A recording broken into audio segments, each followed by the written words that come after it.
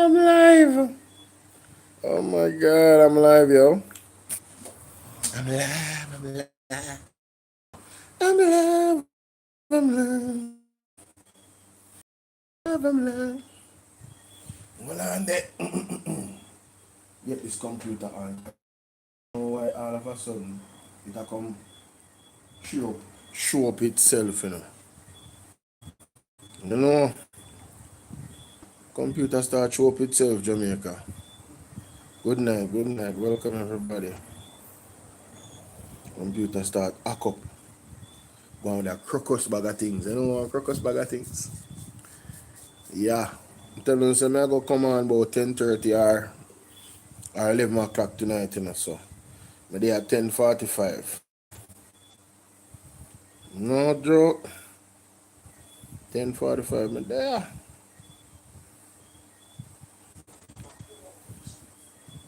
But me I try to get my computer on, it'll give me some problem.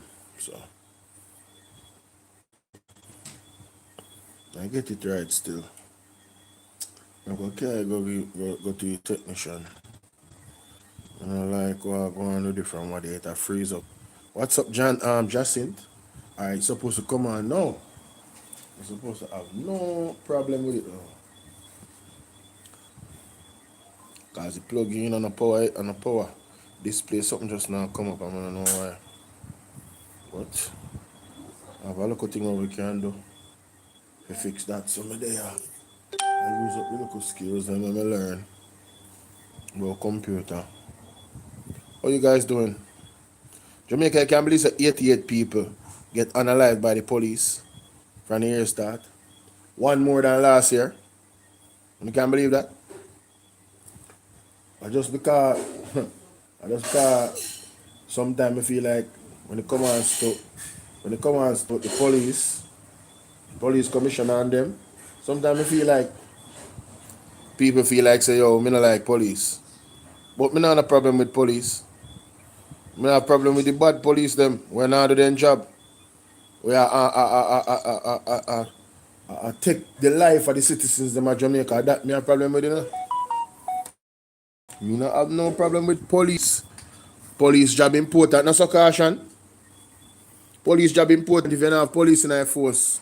How it go in our society? I be a chaos. Me not have a problem with soldier. Me not even have a problem with politician. Me have a problem with the politician them we are thief. Me have a problem with the politician them we corrupt. You understand what I say? The politician them we have put gun in our community them and drugs in our community them and I make done. You understand and I make youth them go down one wrong part. And them the politician them have a problem with. Me not have a problem with politician. Good politician. Good politician I do their work. Not true. So I'm fair problem with them. Them have a job for doing, you know. That's how I go. That's the truth. The truth are just the truth. Alright, so me tell you say it all, come on. Listen, me don't want to look at something, you know, people. If you just work with me, I'm telling you, you know, I don't want to look at something about computer, man. See computer start up there now. Alright. Yeah, so you go with the feedback. Can't do much about the feedback. The feedback and for us with the feedback. I open this and you know, me ear no nice, me just lock you off.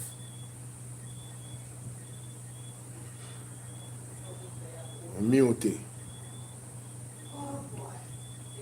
What? So I not hear nothing. I not hear nothing.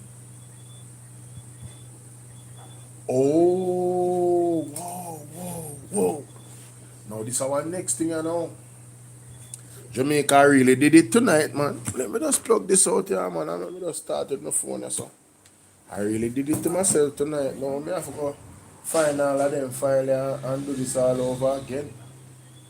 In the meantime, I'm gonna start off a show. So let me just take off the box off my computer and use my phone. Yeah, man.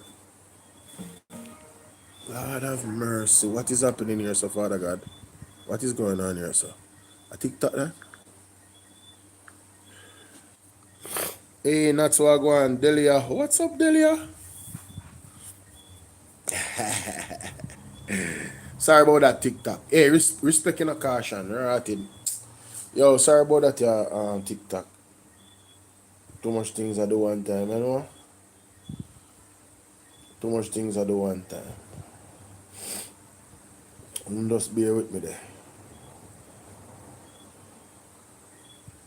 One heap of thing, you know?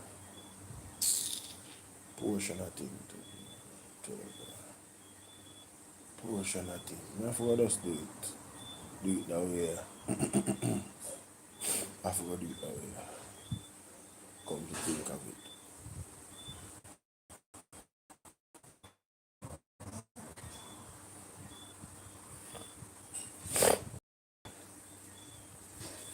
How you feel like? Yes. Let me find the clip here now.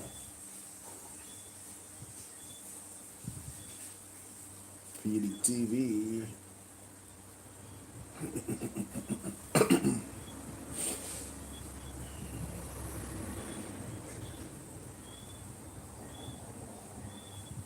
On them against him. When I was answering the call and somebody attacked about sweepstakes. Why is that? Because them not do them work, but them find time. Right, so. Right, so. Clean house over here. Clean house over there too.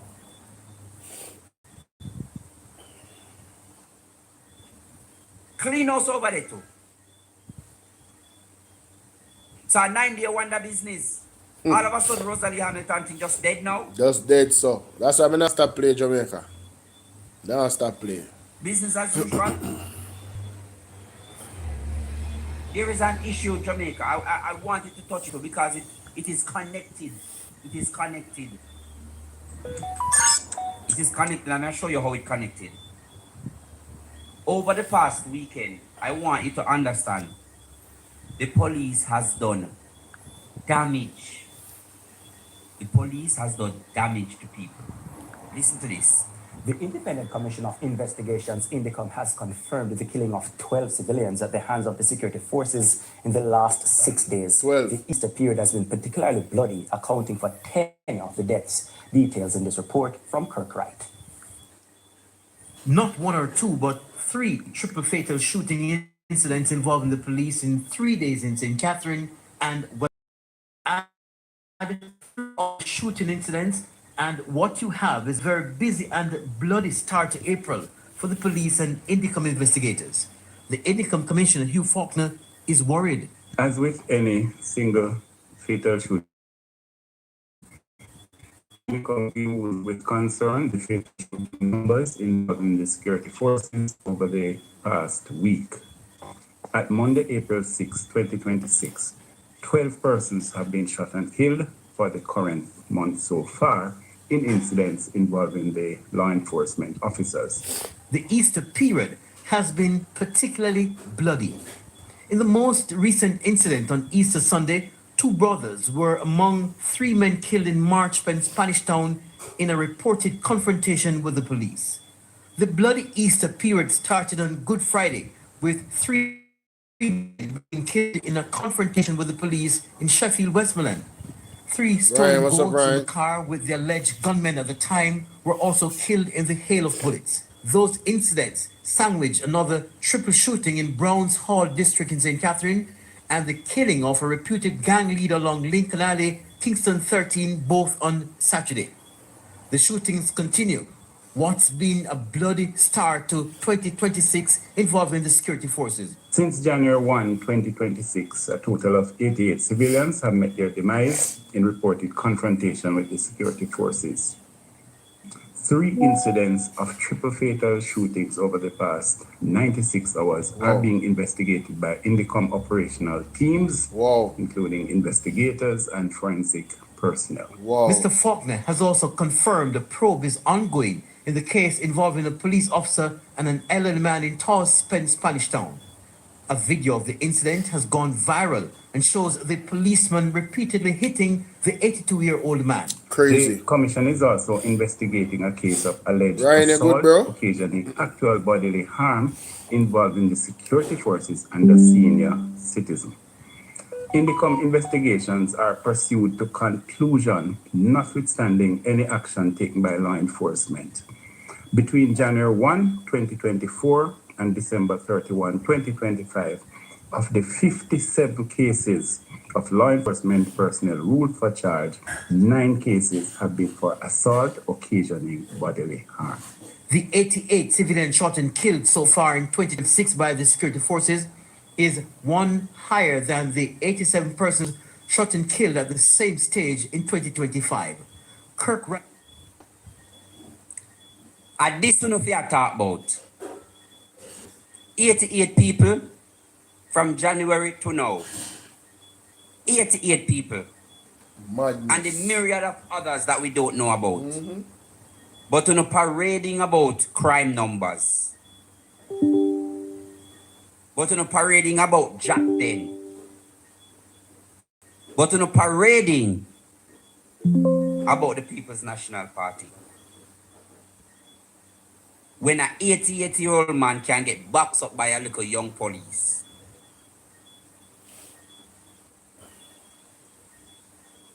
An 80-year-old man can get boxed up. The man shot him some box, you know, man. Elder, that is your payday. Payday. I said it's available. Promise you. I promise you.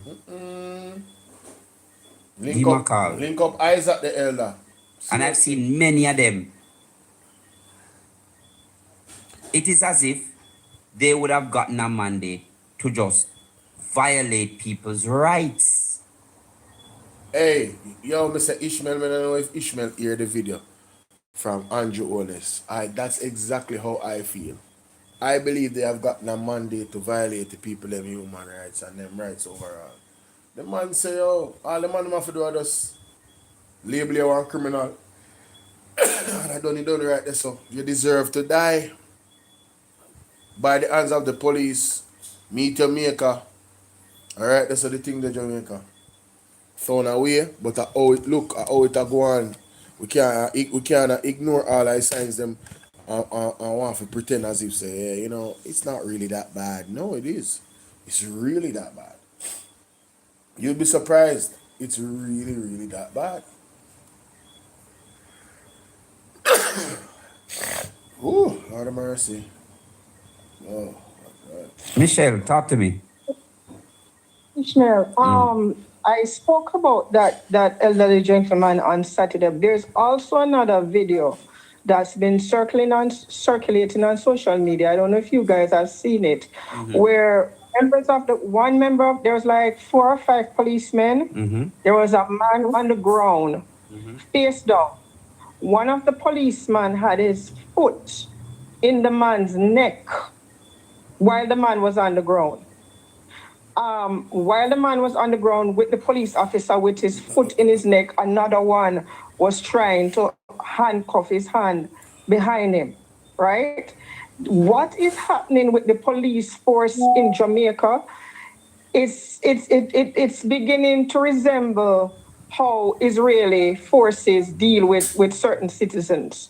And Jamaicans need to wake up and understand what they are seeing and what they are facing. And all this Dennis Gordon, what they're talking about, I'm not saying that we're not supposed to speak about it, but this issue with how the police is treating the citizens in Jamaica, I'm not saying that if persons have committed certain crimes, they're not supposed to be apprehended and taken in by the law. But this has gone above and beyond what is justice where the police force is concerned, because the police force is there to serve and protect. Can have I don't know if the man was guilty or something or not. That's not the issue. But when you're going to have the man on the ground, face down, and you as a police officer stand up with your foot on the man's neck. Come on. And the people that... You know what I mean? Real talk.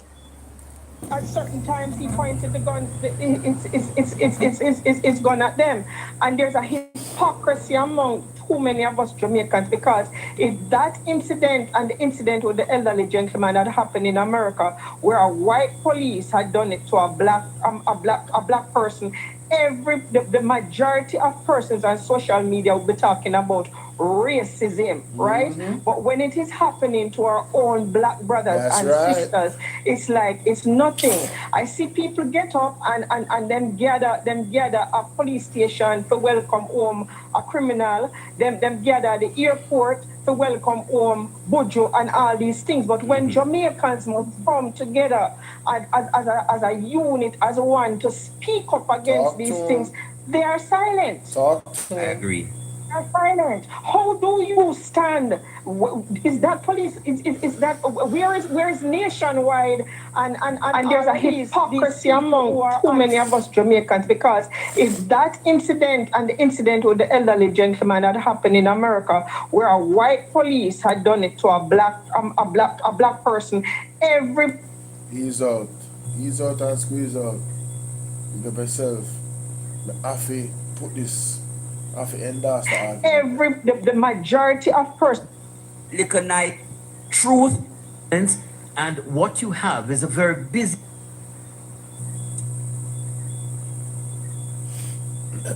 Sorry. If he's to be expelled from the party, So be it. expel him from the party. Yeah. That is it. No girl no corner. That is it. No girl no corner with the thing, you know. If I expel when a business at home. You see me I say? Right now at Jamaica we say, you know, when I say people, you know. Jamaica, we say, The majority of persons on social Fatal shooting numbers involving Out the government side. We are alright, so we can just start him argument now. On the computer, cause I want to get phone up on the computer. I found hold on, I say alright. Phone up time, you know. Get him from over there, so. Alright.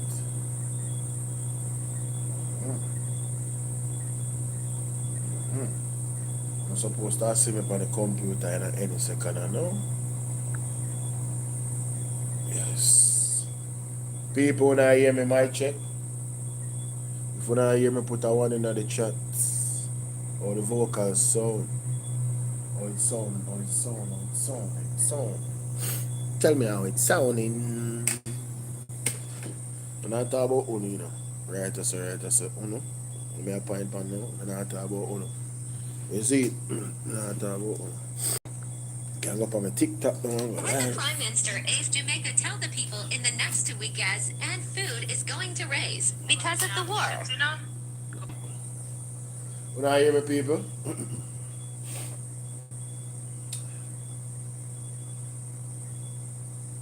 Oh, this. Let's see that, yeah. Turn on this. Good night, ladies and gentlemen. Alright, just remember to check on my computer because I don't know if that time so you can hear me. I'm gonna move on, but since as everybody is shy, let me go over here so and try to find out for myself before we continue. Everybody asleep, that's what I go. So I go. There's some things that I have to deal with tonight. No look at you. Alright. See how we try it. That one there. Alright, so skip this, what I'm saying still. Yes man, awesomeness. That means so now see me. Or now hear me too. Awesomeness. You know, you now see now hear me too, and it sound good, it sound clean. What go on nuts, me not talk about you. Yeah. This not 2 live stream I run one time. I dep on OBS and I dep on my computer.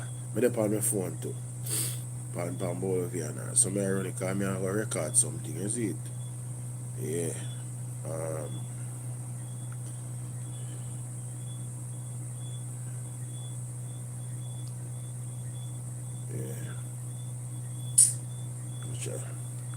Alright, so my live on TikTok now. Alright, let's go.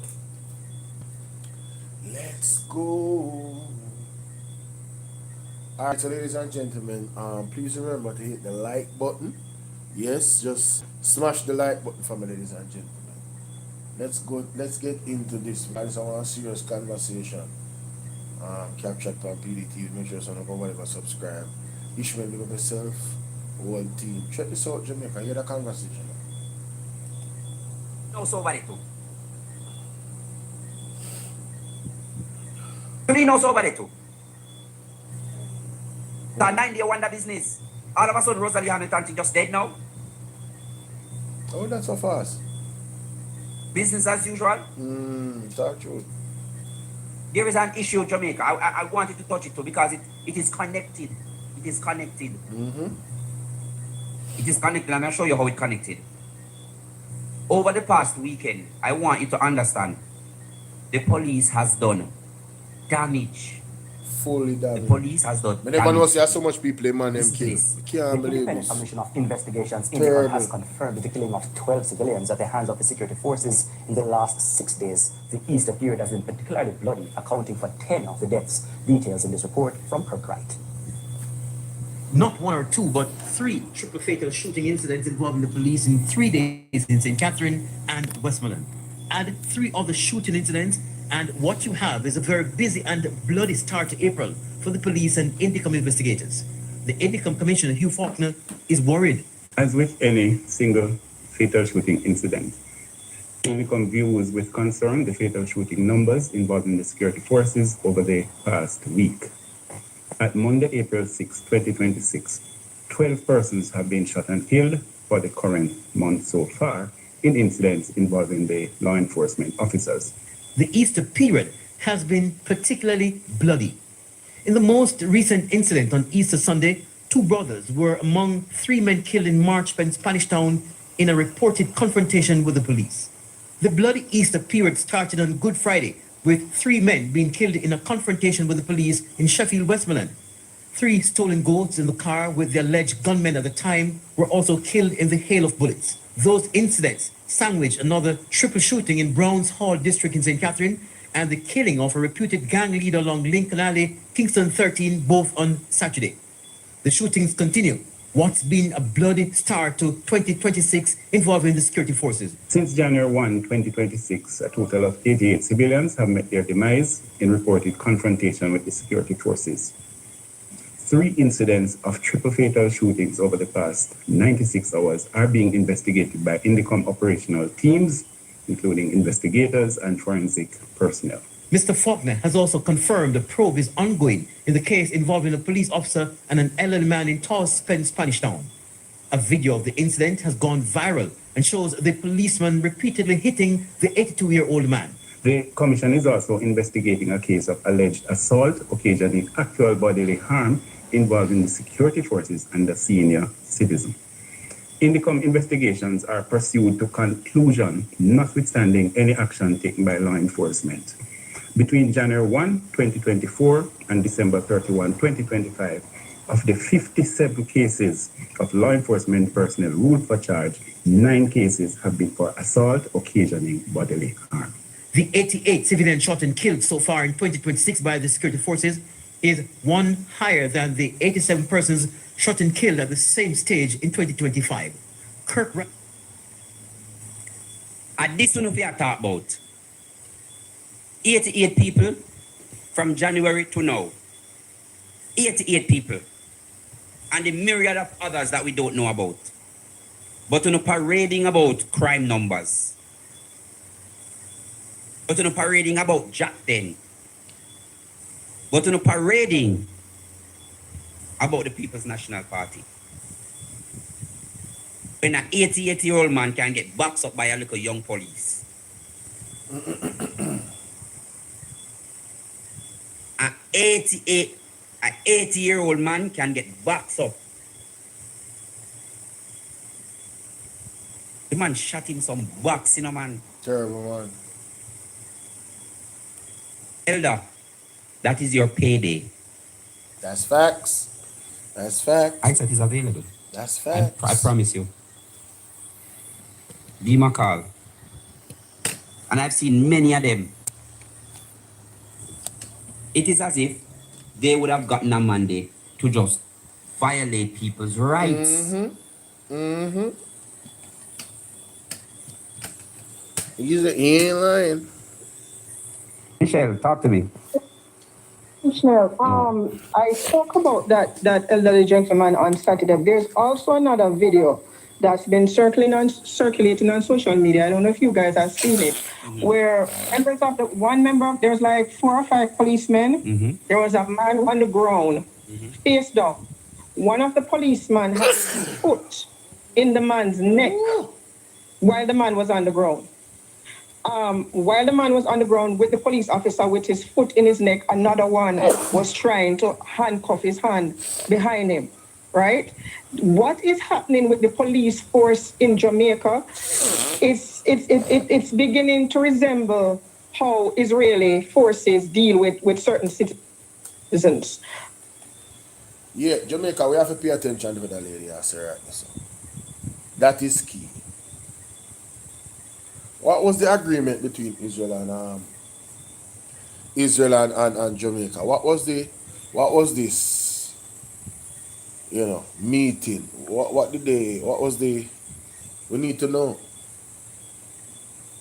Can we trace back these types of assassination of the Jamaican citizens post that meeting?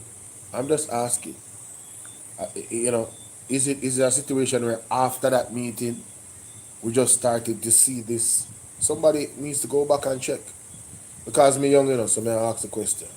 I'm just asking. But what you said there, I think we need to look into it. What you guys think? Let me know what you think in the comment section. Let's continue. And Jamaicans need to wake up and understand what they are seeing and what they are hearing. And all this Dennis Garden, what they're talking about, I'm not saying that we're not supposed to speak about it, but this issue with how the police is treating the citizens in Jamaica, I'm not saying that if persons have committed certain crimes, they're not supposed to be apprehended and taken in by the law. But this has gone above and beyond what is justice where the police force is concerned, because the police force is there to serve and protect. When a police officer can have, I don't know if the man was guilty or something or not, that's not the issue. But when you're going to have the man on the ground, face down, and you as a police officer stand up with your foot on the man's neck, and the people that were there shouting and telling him to take his foot off the man's neck. At certain times, he pointed the guns. It's gone at them. And there's a hypocrisy among too many of us Jamaicans, because if that incident and the incident with the elderly gentleman had happened in America, where a white police had done it to a black person, the majority of persons on social media will be talking about racism, right? But when it is happening to our own black brothers and sisters, it's like it's nothing. I see people get up and them gather a police station to welcome home a criminal, them gather at the airport to welcome home Bujo and all these things. But when Jamaicans must come together as a unit, as one, to speak up against these things, they are silent. Let me tell you something. That lady beat the drum, Yeah, man, that lady beat the drum, man. She beat the drum at throat. She not telling no lies. Why are we so desensitized when our people face the same kind of police brutality that some citizens in America that are of our complexion face? But we, on the international platform, them, and we are advocate on behalf of their human rights, but not our own. In Maria, in Janet. Oh, you want to know? Alright, I soon tell you. Don't worry yourself. Let's continue. I agree. Silent. How do you stand? Well, I go on Selvanev. So Maria, Selvanev, put my number in the chat and give Maria my WhatsApp number, so I can explain to her what she needs to know. My other phone there right, so yeah? Yeah, man. That is it. Who are there to make sure that civilians TikTok, Even we if, could get some somebody likes is and guilty, some, that they are yeah, not treated like animals. some How do you shares. that video I saw with the police officer and the 80-year-old man? Tiny, Tears what's came up? to my What's up, eyes Auntie Tiny? when I saw that one with the police officer, because a peer bad man thing are going on, True, true, Yes, because it's like yes. true, these set of reprobates. true. When you hear how they speak to the citizens, when you hear how they address the people, it needs to stop. And these are the things that Jamaicans must get up and start talking about. How do you, as somebody who is supposed to protect and serve, the man on the ground never have a gun. He was no threat to the police. Right. And you stand up in your police shoes with Pandaman neck. And nationwide not talk about it. None of these people not speaking about all the JLP, YO, or whatever the hell them call themselves. Who not blind to all of these things? Huh? Andrew Holness as prime minister. When they? A long time I not seen. When they? When they? And this you take, them things is really undercover people coming out of the country for train the Jamaican police force and the Jamaican the soldier them in the country for brutalize the people them. Yo, me say, I don't know who this lady is, but I promise you, me love her. I love her. Yo, the spirit, me can hear the passion in her lady voice. Tiny, big up. Me can hear the passion in her lady voice. Sylvanev, you put out the number, bro. Sylvanev, put out the number to Mariana. What you do, me say?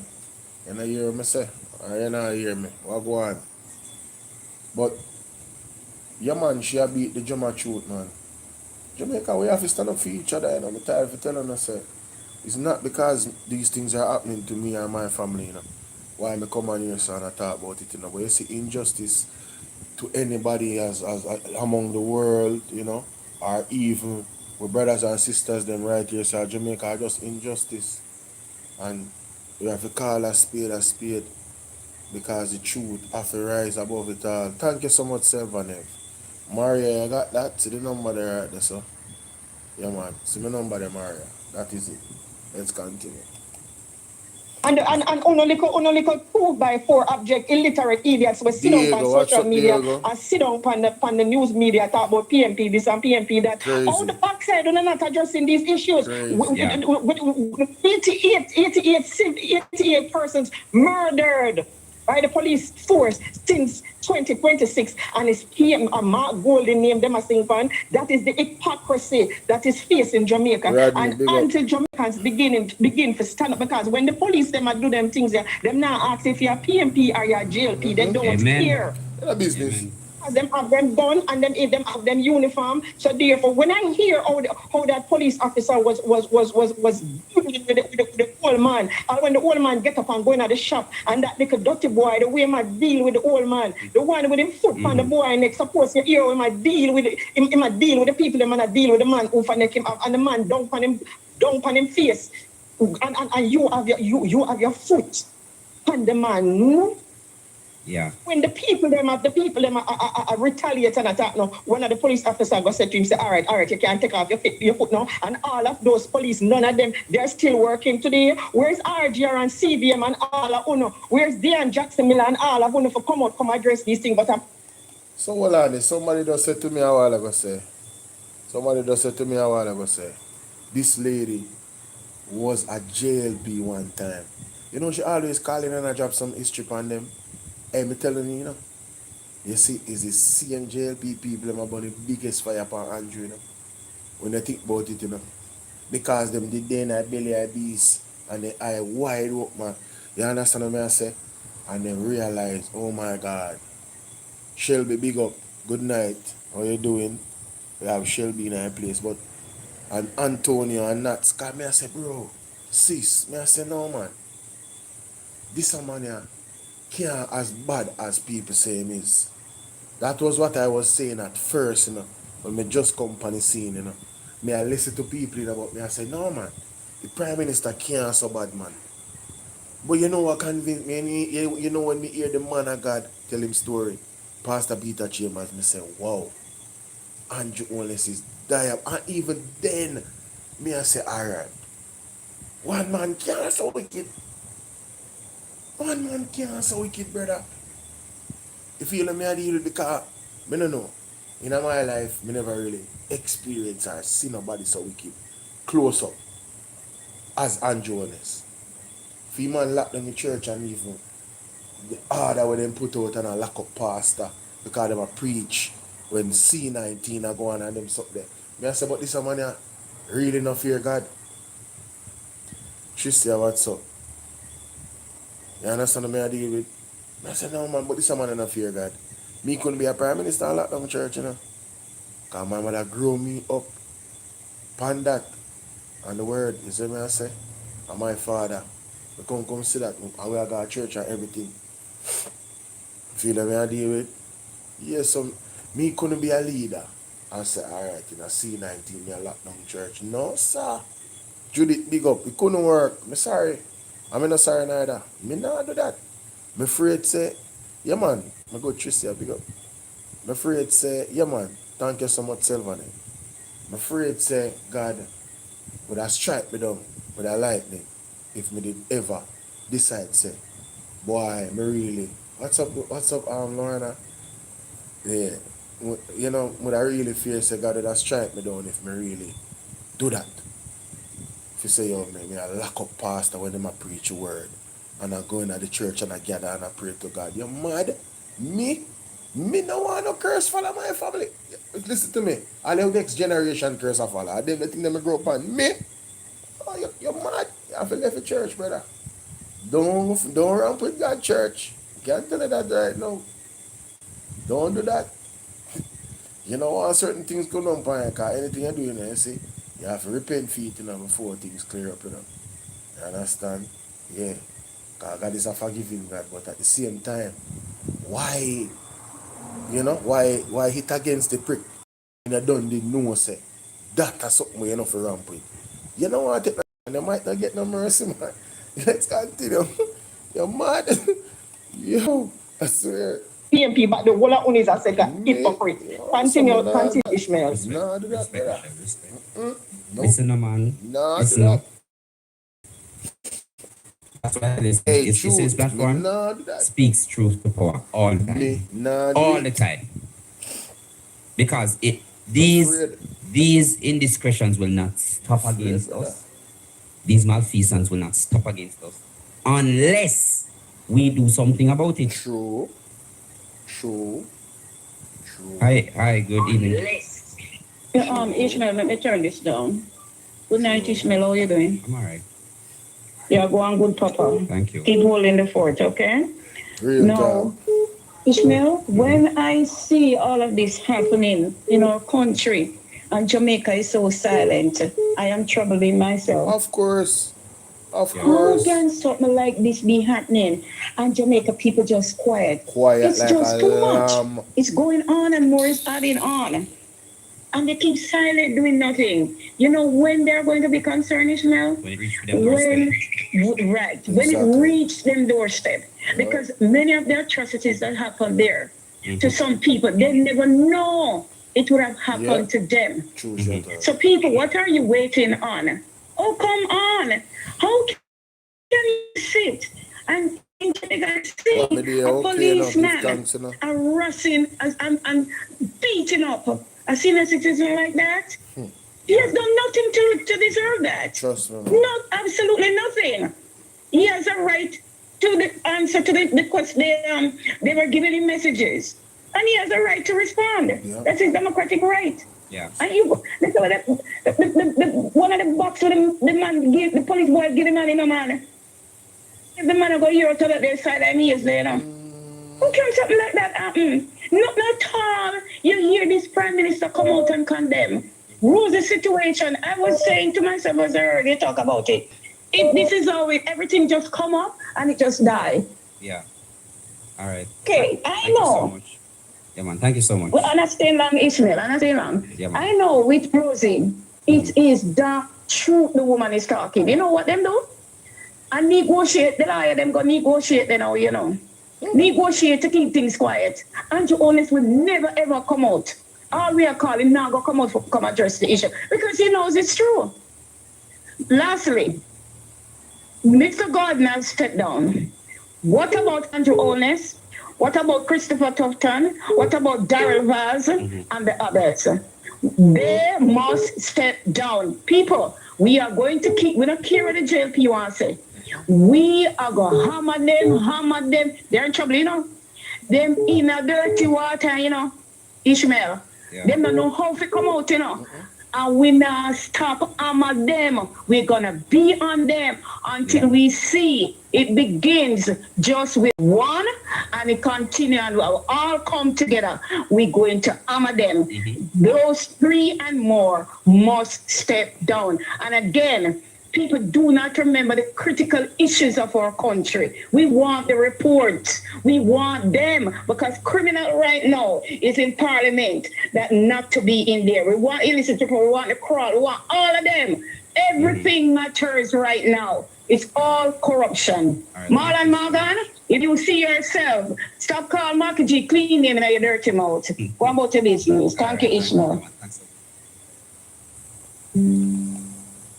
Boy, I would be remiss if I didn't highlight those two ladies. Dezine, good night. I'm telling you. Bless up yourself, Dezine. You know? Good to see you back. Alright? Manners and respect. Zine, because the truth is just the truth, man. You know, maybe I'm asking too much of the Jamaica Labour Party and their you know, their representatives on every level, but can you guys really be fair and really be balanced? And if you're standing on something, stand on it. If you're standing on integrity, man, and you're standing on accountability, and you're saying, listen, the Jamaican people genuinely needs the best from the politician them. Them need to be honest and transparent about everything. And then the way how the police force is being operated right now. You hear Andrew Jones talk about eliminating criminals. This is a dangerous rhetoric. You understand? Right? Imagine if all the gangs that are in Jamaica got up one day and said, you know what? Let us come together and eliminate the police force. Anarchy. Let us come together and eliminate innocent citizens in Jamaica. Can you imagine? Can you imagine Jamaica? That would not end well, none at all. We need to reform these young men and women. And there's a lot of women that are a part of gangs. You'd be surprised. Right? For those who are out there. You'd be surprised how many young women and women overall are a part of big criminal schemes in Jamaica. So the approach cannot be that the police them are go on a unaliving campaign. It cannot be that them are box down elder people. I have one mother, I have one father. You feel me I deal with? Imagine a police now decide say, yo, him feel like say him have so much power where he can put him on for my father and put him on for my mother. No, you're out of order, man.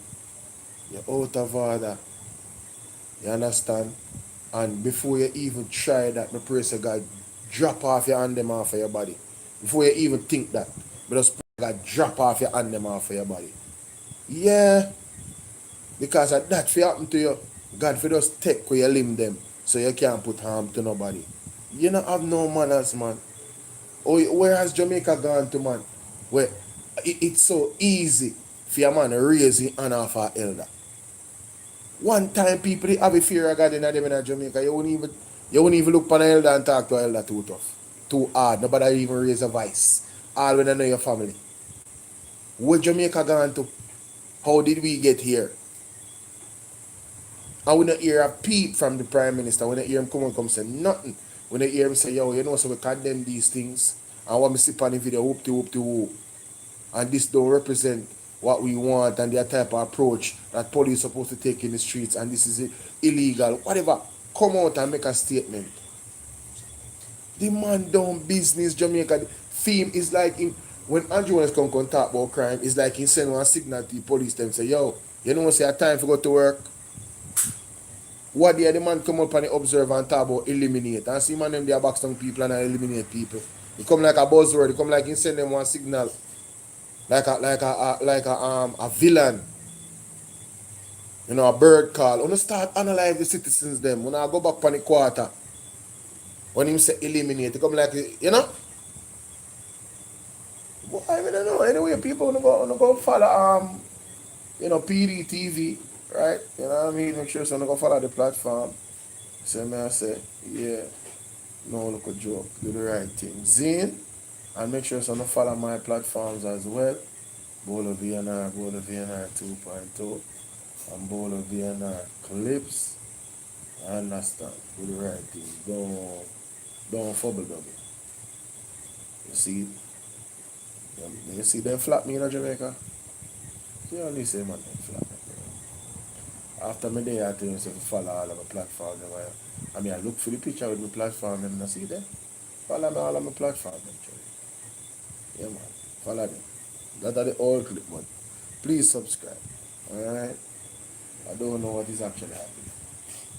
But tell me what you're thinking of the picture, okay? God bless you. Wow. There we go. That one I have to go and use for the meantime. See? That is it. Alright, so more have to move to Dennis Guard now because when they make for bad I gotta turn out to be good, you know. Yeah man, when they make for bad I gotta turn out to be good Jamaica. I wanna share something with you that I was not aware of until recently in regards to the healthcare sector and you know just kidney disease and everything, right? Let me find this clip from Attack for the Press. Yeah, complete. Oh, by the way, they have some exclusive audio. Mr. Garden was on Marvin Live earlier upon TikTok. I'm screen record some of that. So I go over some of that Jamaica Zine. Joy, what's up, Joy? I go over some of that. So let's stick around. There's some exclusive thing. Don't. Oh. Alright. I believe it's this one. Elder. Ah, see that? This is the video. That's right. This is the video. This is the video. This is the video. And the man them introduce the thing them. Right. When the man them introduce the thing them. The one right there. So. Right. Pause right there. So. Boom. That is it. That is it.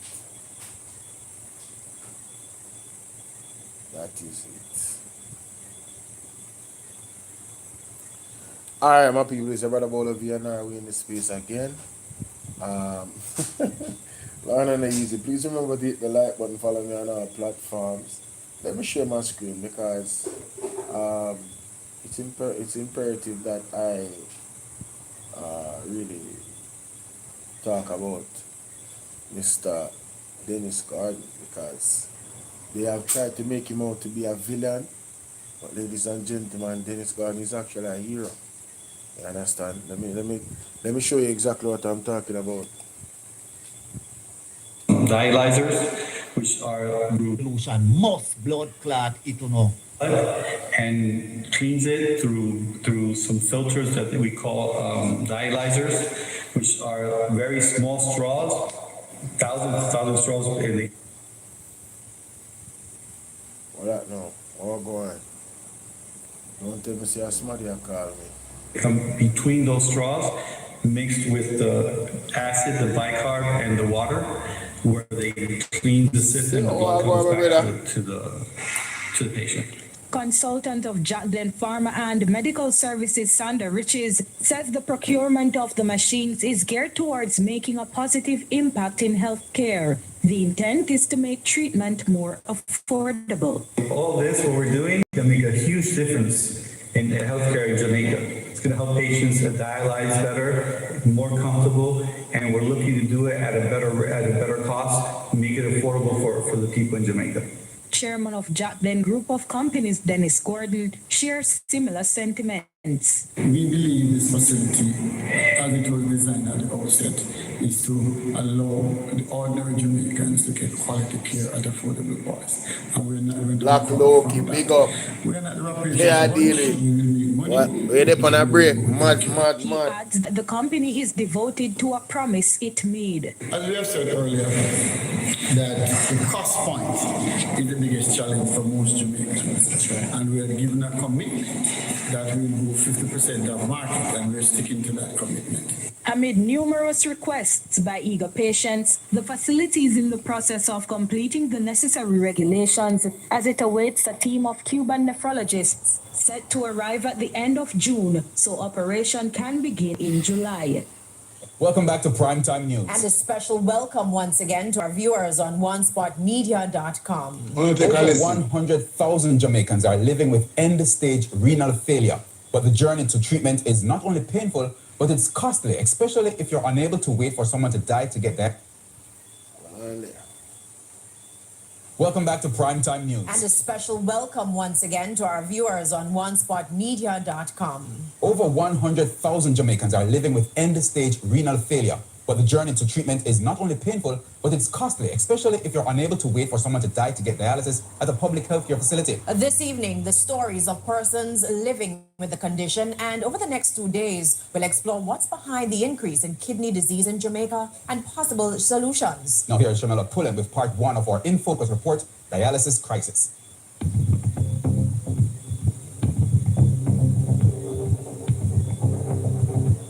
Hospital. Typical Friday morning outside the renal unit at the Kingston Public Hospital. 16 persons with end-stage renal failure are waiting for dialysis treatment.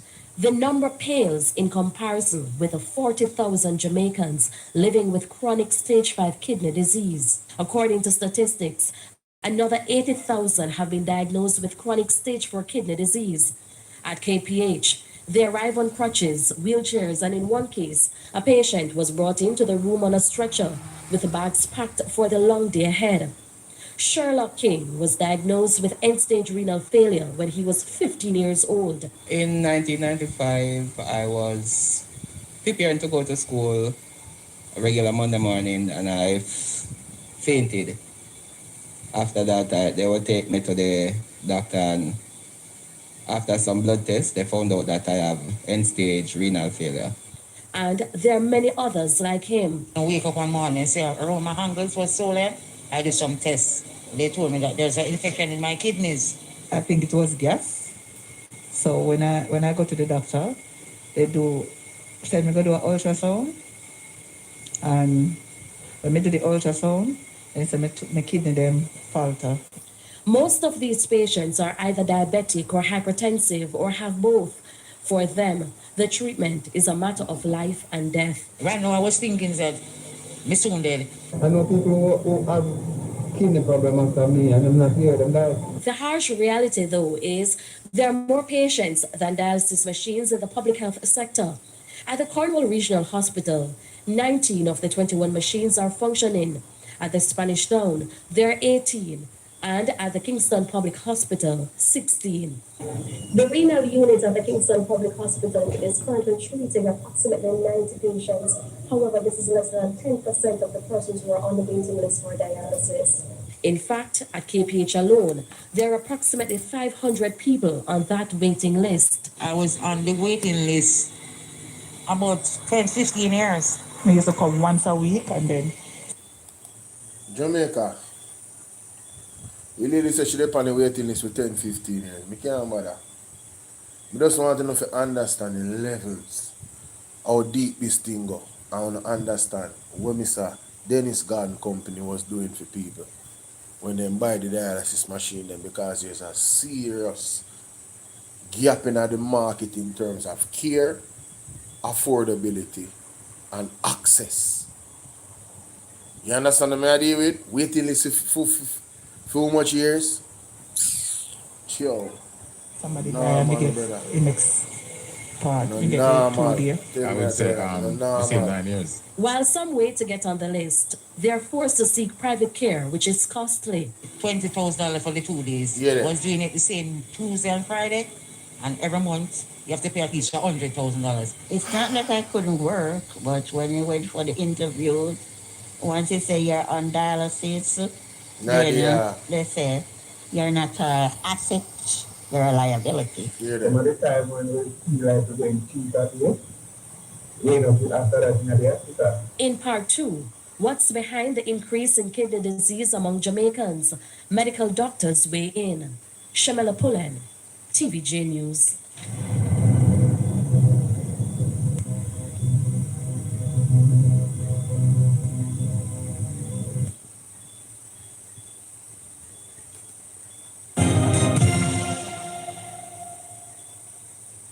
Welcome back and thanks for staying with us. One of Jamaica's leading nephrologists is advocating for more resources to be allocated to treat kidney disease as experts grapple to provide care for the sick. Jamila Maitland explains. Imagine being diagnosed with chronic kidney disease. Then imagine having to go to the hospital 3 times per week for treatment for years. That's the reality of thousands of Jamaicans. According to Professor Everard Barton, dialysis has seemingly become the long-term treatment therapy for people with kidney disease in Jamaica. We need to have a more active kidney transplant program. Professor Barton, who was speaking at the Jamaica Medical Foundation annual general meeting on Tuesday, says he has patients with kidney disease for more than 3 decades. While it's no death sentence, Professor Barton says treatment is a life sentence, which can be exhausting and expensive. He says the ultimate goal should be kidney transplantation. I know a young man who was 33 on Valentine's Day, and he had been on dialysis for 16 years. Also, I know a woman who has been on dialysis now 36 years. The issue is that Jamaica does not have a kidney bank or an active donor transplant program. Professor Barton admits that treatment for kidney disease has come a far way since the 1990s. Back then, there were only 2 dialysis units. We have at the moment about 9 nephrologists in Jamaica, 22 dialysis units. For those suffering with disease, however, that progress is not enough. Data shows that 1 in every 7 Jamaican may suffer from kidney disease. And with fewer than 2 dozen dialysis machines in the public health sector, Professor Barton says prevention is the ultimate way to go. Based on data from the Caribbean Renal Registry, the pattern throughout the Caribbean is the same in terms of cause of kidney disease. Hypertension and diabetes lead the fray. The recent tax on sugary beverages could be helpful, but for those who've already been diagnosed, in order to slow the... You know, that part that really bother me, you know. Yo, mainstream media, we need to stop push the government narrative them and act as if we don't have some common sense. And we can analyze things for ourselves as media personnel. We have already established that the sugar tax now stop nothing. The people them can't afford the good stuff them, brother. And we see price of water, and that's the truth. Yeah? Stop it. Let's continue. That boil down, the blood pressure must be well controlled. The blood sugar must be well controlled.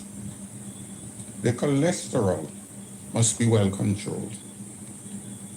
Body mass index must be well controlled. And we give them the parameters. Jamila. Good afternoon, I'm Vashon Brown with the Midday News. A special welcome if you're watching on onespotmedia.com. Reactions now to the changes to the cockpit contra boundaries and government's decision to abandon the Dry Harbour mining project. Mining Minister Robert Montague made the announcement in his sectoral presentation in the Lower House last evening. However, on health, lament expanded treatment options to save more lives. He was making his sectoral presentation to Parliament last evening. The opposition spokesman on health lamented the lengthy wait time for persons requiring dialysis treatment at public health facilities.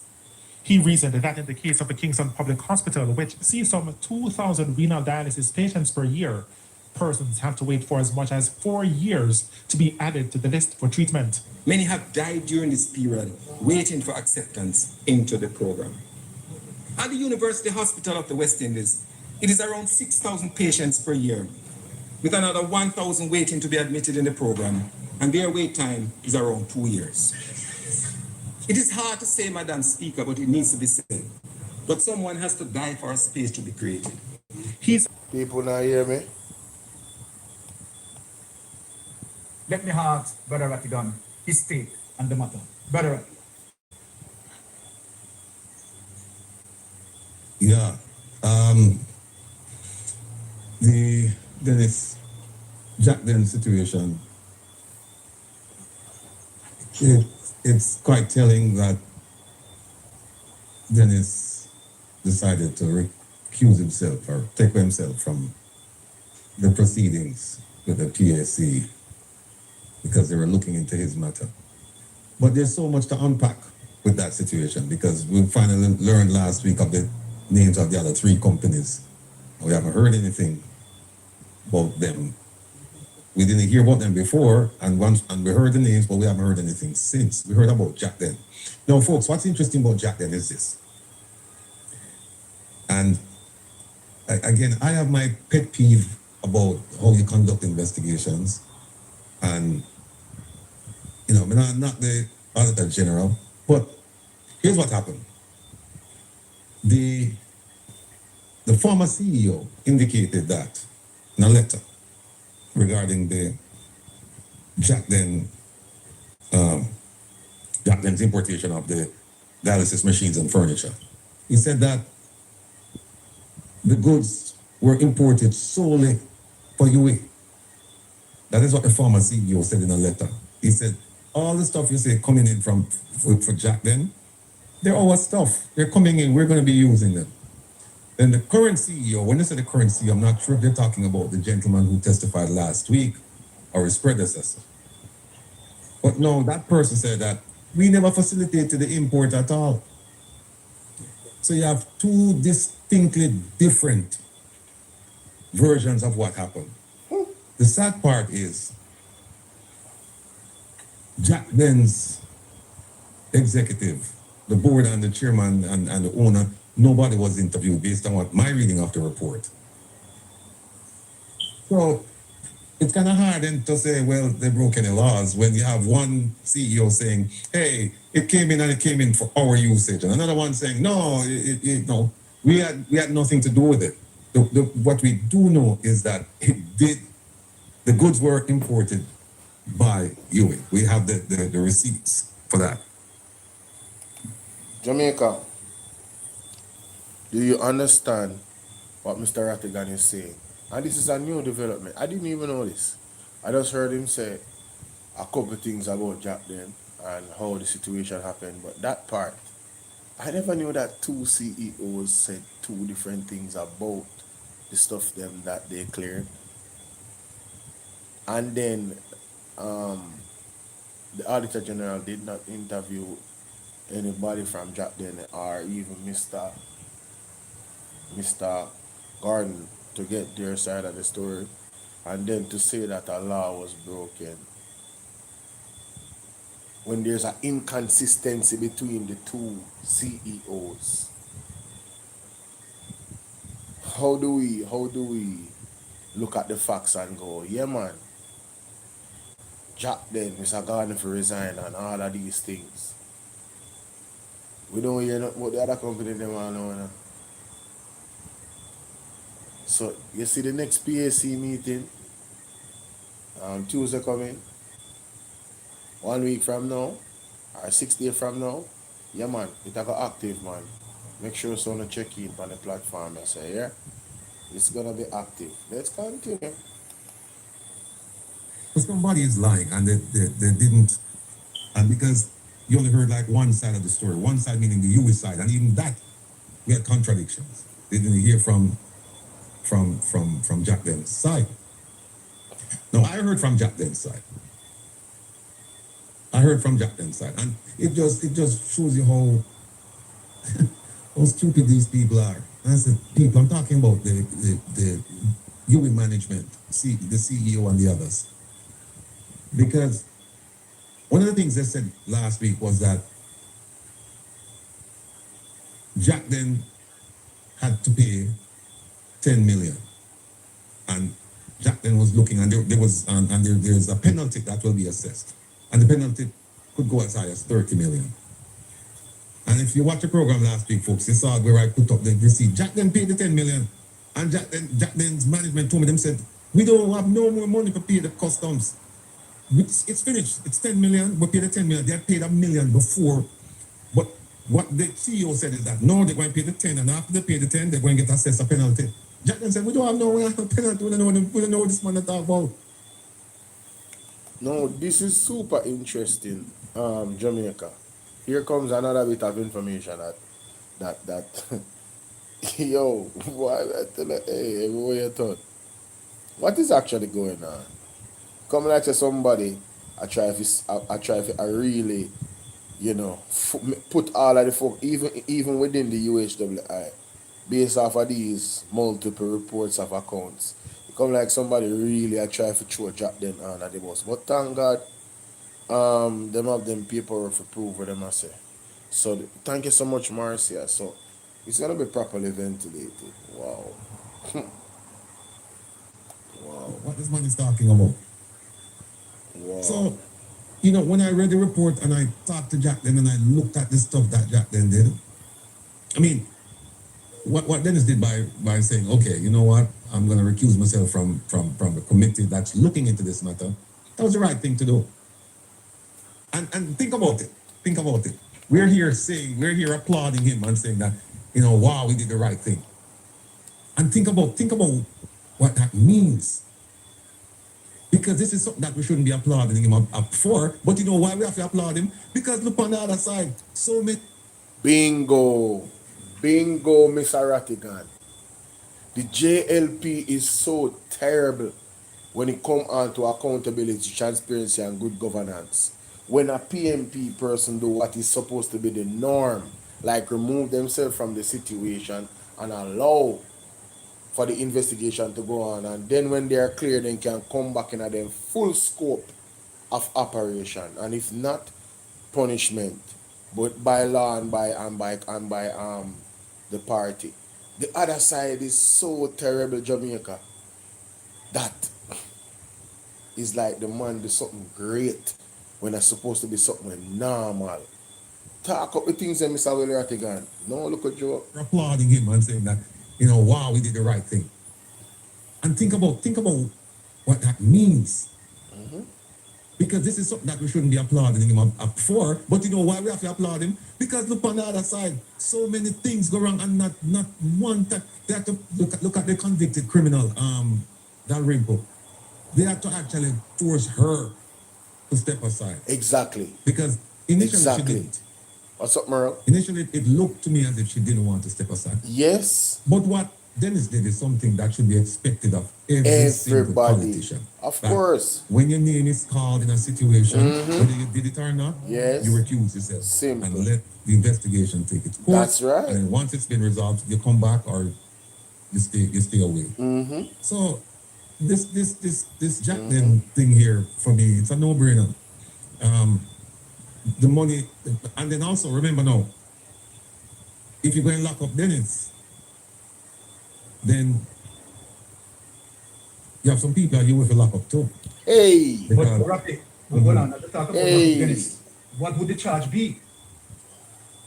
Well, based on what the Auditor General is saying, she's saying that there was some shenanigans with how the whole thing was structured, where they came in, they didn't pay the 10 million duty, and they paid it later, and that in and of itself, using at the very least with you doing it, that was a violation of law. But they would have to charge, if they're going to charge anybody, they have to charge you, the people that in charge, and if they're going to charge Dennis as a co-conspirator, saying then, well, he was involved with that. Well, the only way you can know that, you have to talk to the people you with. And so, exactly. Yeah, that was he involved, and what was the nature of the agreement that you had? By the way, people, by the way, they asked a question last week. Mm-hmm. They asked, what was the nature of the agreement between Jack Den and UA? And did anybody benefit, the people benefit from the importation of the dialysis machines? Two things. One is, a lot of the politicians, people, especially I'm talking to people in Jamaica right now, they're shortchanging you. They come to these meetings and they're unprepared. They're not prepared. Because some of the questions I heard them ask, if they had just read the report, they would have, the answers are right there. The answers are right there. But with Jack then, what Jack then did that nobody's talking about is this. Going back to when they asked him, did Jack then have a relation? Did Jack then help anybody? Did any Jamaican citizen benefit from the Jack then the importation of the machines? Here's something that didn't come out in the report, and that's why I'm saying to you that it's unfortunate that sometimes when we do these reports, they look on only one side. Yes. Because let me tell you another deal. What happened was simply this. The university had 60% of the dialysis machines that they had wasn't working. Inoperable. 60%. And if you wanted to get dialysis treatment, you're talking about months. Months. On the waiting list, all a year, 2 years. The deal that they had was, okay, you bring it in, and you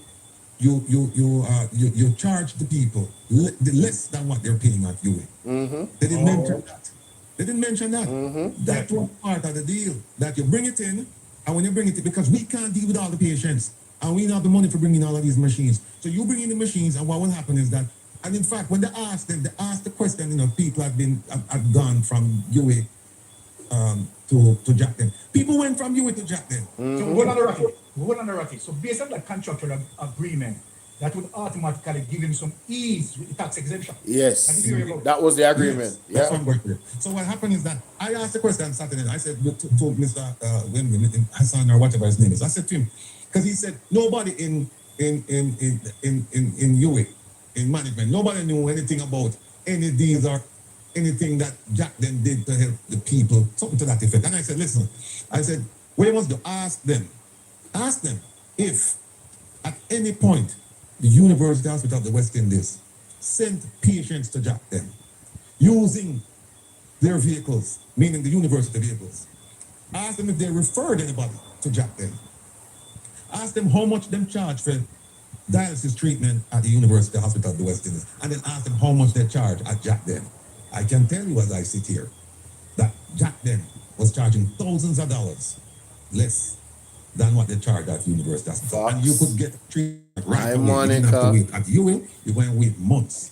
These are some of the things that didn't come out in the report because the Auditor General didn't talk to Jack then. So, listen, big up to Mr. Dennis Garden. It's a serious crisis we have where kidney condition is concerned. And everything where Mr. Relatigan said, I want to go facts. And unfortunately, the Auditor General did not interview Jack then or Mr. Garden. Unfortunately. So now we can remove the idea that the Auditor General is a PMP. Yeah man, just all I elaborate them out there always I talk them nonsense there because everybody will come out with the things them a PMP. Yeah, anytime they it's not that the JLP corrupt, it's that the PMP pay people to make them look corrupt. So how comes the Auditor General forgot to say she for interview Jack then? Our team never seek to interview Jack then. That's a one good argument, and I am not saying that she's a JLP. Could be an oversight. Me just try to show them. You see me? So think about that. Let me know what you guys think in the comment section. Shout out to Mystic Sensation. Make sure so you guys actually go over there and subscribe to the platform, and also Mr. Will Rattigan's platform as well. Alright, Reasoning with Rattigan on YouTube. Alright. Yeah man, so Mr. Gardner really and truly Jamaica. The fact that he gets these things at such a cheaper cost for the people. And sometimes they don't have any money and them still get through Jamaica. You not turn them back. Not turning them back. So how can you violate and put on a man like that? It's not like him did buy the machine them and him sell them back after him get the tax exemption to UE. Him never sell them back to UE and make a profit off of the machine them. You hear how much money these hey Juicy Lips, what's up? You hear how much money these things cost? Oh, that's not Juicy Lips. What the hell? It's a total different person. But things I did the lady Juicy Lips. What the hell? Lord have mercy. Unless Juicy Lips put up her husband picture or somebody. Anyway. Yeah, so let me know what you guys think about that. Dennis Garden, hero. Big up yourself in general, no joke. No, like I said, guys, Mr. Gordon, exclusive on Marvin's show. I'm gonna play some of it. Alright, I'm gonna get into some of it, ladies and gentlemen. Let's go. Let's go.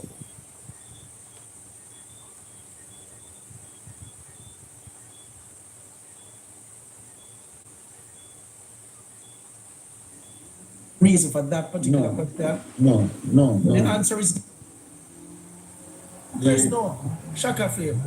So let me go a little bit further. The acronym JACDEN Yes. is my wife, Jacqueline, and myself, Dennis. So the Jack in that is Jacqueline and the Den is Dennis. So let's be clear. And there are only two directors of the company. And I own 95% of the shares. My wife owns 5% of the shares. I'm glad you answered that question because no, Jamaica, when I go hear some exclusive. Oh, that's the doctor. Yesterday was his birthday. Okay, bless up to the doctor. But guys, you're gonna hear some exclusive conversation that Marvin had with Mr. Gordon. Wanna hear that? Jack then is fully owned by him and his family. My wife have 5% and him have 95%. Yeah, them have board members. You know, some people are part of the board or work with him. Yeah man, let's continue. burning with that to ask, are you the majority shareholder? I am So- the majority. Majority shareholder. So we got that clear. Okay, beautiful. Thank you. So why are why are all these accusations? If you can come and tell Jamaica what really happened, I am proud of you. So why are these? Again, is a political assassination. I call it modern day lynching because if you don't kill somebody, you can't uplift yourself. You have to say unalive. You have to say unalive. Right, they would buy. Okay. So I'm saying if you can't use your word to assassinate somebody, they call him out murderer. You don't believe you can exist, right? So you have to tear down someone to uplift yourself. I don't seek relevance. God has been good to me, right? I am comfortable. So I don't have to go in pursuit of seeking relevance. As I said, my mission is to help, and that is what it will be. And nobody's going to end that. Let me go further. Okay. 3 months ago, no, let me back up. During my campaign, I said, I want to invest in some ambulances to send into the communities for shut-ins who don't have the wherewithal to go to a health center to get treatment, who badly need treatment, right? And all the non-communicable diseases to which they suffer. For 3 months, I purchased those ambulances out of China. They came to Jamaica, they were cleared, and they're sitting at my office because no inspection has been done, so I can get the accreditation to have them licensed and insured. So they can't go into the field. Hold on, sir. How long you have these ambulances there? 3 months. 3 months. Yeah, And they're no part of inspection. Cuba. No inspection can get me done. No inspection, no. And these are the ambulances that would have gone on a Saturday and a Sunday in the communities by my medical staff to care for those who don't have access to care. Free service. Free service, not a dollar. Free service. Jamaica, Jamaica, don't hear this? Jamaica, are you hearing this? This is a member of parliament, and I don't care if he was from the Jamaica Labour Party or the People's National Party. But this gentleman has gone out of his way. This is not just one instance. 3 ambulances, 3, 1, 2, 3, for shut-ins and people, for elderly and people who needed the service. And he was planning to put it every Sunday and every Saturday. And Sunday. Saturdays and Sundays to go around in his constituency. And no, not just my constituency. Right, I have said to my colleagues, just book it and it will be there. My God. My God. Let me go on. Because I feel quite... Jamaica, when sister Dennis Gardner a year, but just hear the man. The man buy 3 ambulance.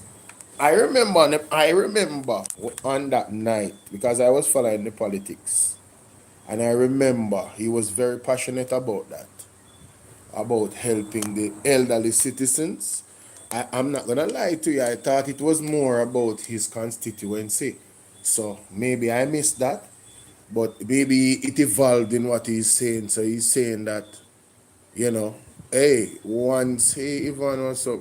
He's saying that once you need it wherever you are, as a shut-in, he would make that service available to the people. Come on, Jamaica. Heal the man. Yeah, man. Heal the man. How many of you need help with your parents, your grandmother, and them something there, and them who don't have the funds?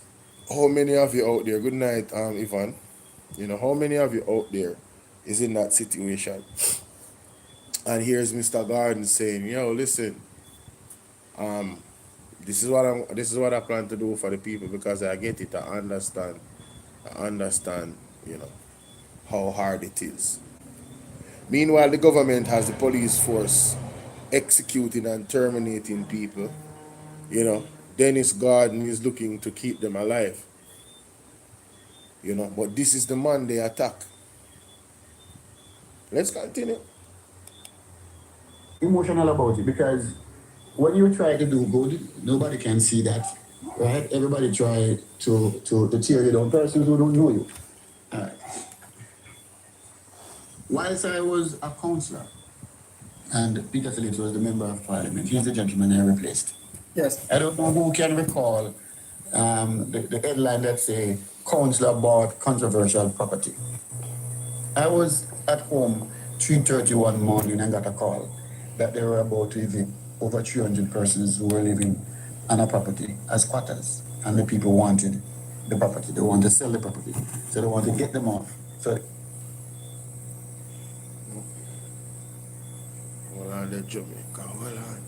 Dr. Phillips and myself went down the morning, way out of the morning, and the owners was on location.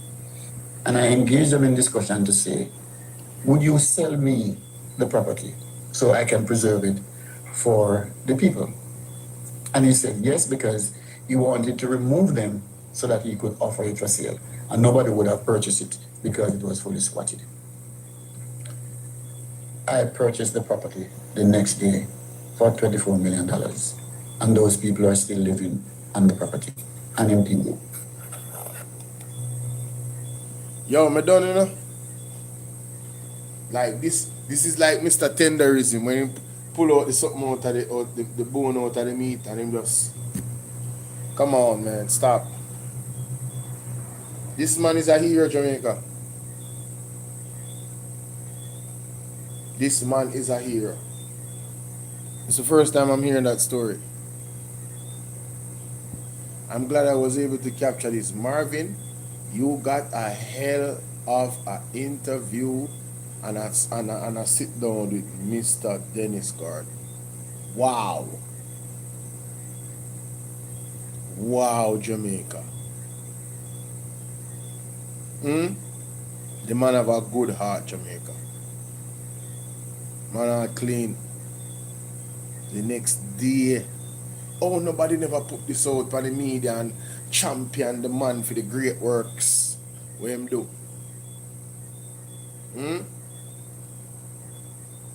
That's why I do it right now, no? Because it cannot be that we just come on here and beat the jump on negative. You see, if Andrew wanna do something good, you see, if Andrew did build the 6 school, them, oh God, it would have made so much good for Andrew legacy. it would have make so much good for Andrew legacy if him they build the STEM school them and then improve the education system. Because really and truly, you know, building a STEM school alone is not enough, you know. Because if you never come out of primary school and can't read and write, brother, how them are going to advance to that the level there of education when it comes out to the technical aspect them, engineering and stuff like that. So the whole system of education need to have that it need to have that punch there. We need to retain with teacher them, pay them good. That's something they say People's National Party planning, man, was very comprehensive enough in nation building, you know. Right? The manifesto with love, you know, made with love, you know. Why? I don't know, me not gonna stop talking about the brother, because I tell you say, it hurt me. It hurt me if you know that Jamaican people don't know what is good. What good food for them. What good medicine for them. With the People's National Party, see we have bitter medicine now and poisoning, man, and shoot down with throat. Big up the man, heal the man. Heal the man, Jamaica. I'm not playing no more that video there. I'm not playing no more that video there. I'm going to put it out. Let me go here, so. You can graduate with certification, so they becomes employable. Wow. I have been having classes, right? Teaching people the fundamentals of wealth creation, because creating wealth is not magic. It's about mindset, it's about knowledge, it's about action, and it's about discipline. Right? Yes, it requires capital. And in our society, the vulnerable don't have access to capital. Yeah. Right? And I am working with an organization to invest 30 million of my own money to help those small businesses who want to start something that they can sustain. But firstly, they must understand the rudiments of money. Because too often they come to you and say, MP or boss, I want to do a little business, right? And then when you give them an opportunity, they blow it. We put $7 million at JN small business, right? And give people start with $100,000 for a revolving scheme. Only one person pay back the first month. And so one of the things I decided to do was to teach them the rudiments of how you create wealth.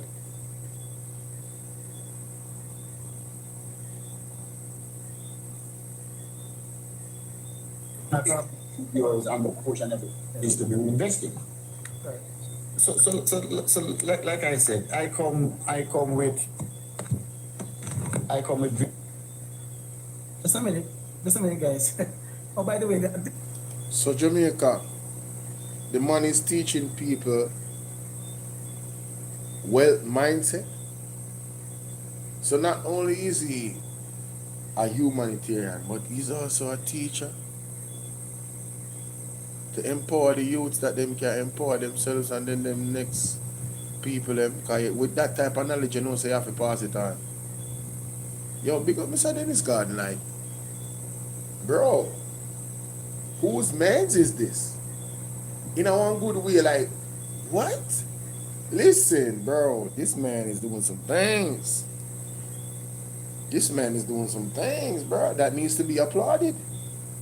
Wow. first time on TikTok. Because today when I asked him if he had a TikTok, he said no. So the TikTok account that he's using is actually a mutual friend. I've never met the lady, but she has become a friend through social media. And she is actually also a neighbor to Mr. Gordon and a friend. And this is how Mr. Gordon actually is on my live tonight, because I spoke to him today and he was very expressive, and I invited him on my platform to speak to the Jamaican people. Yeah. We're just waiting for him to get back. I'm assuming. Yes. So we are back. Yes, we are back. Good. Yeah. So my suffering to your listening. Hold on, sir, God, because Jamaicans mix up. Jamaicans mix up. I don't want them to see the lady who walk past my background. They could say, "Are you woman?" That is the thing that He's my neighbor and he's my friend's wife. Because Jamaicans mix up. I'm glad Sir Marvin said that, you know. Yeah, man, because I see somebody live right them. I don't know them know for nasty people name with all type of false allegation. So him wife, know the lady and neighbor. Got a real thing, you don't know them stay for true. Because if you not see video of you see, a fear phone basic because a fear account, you know.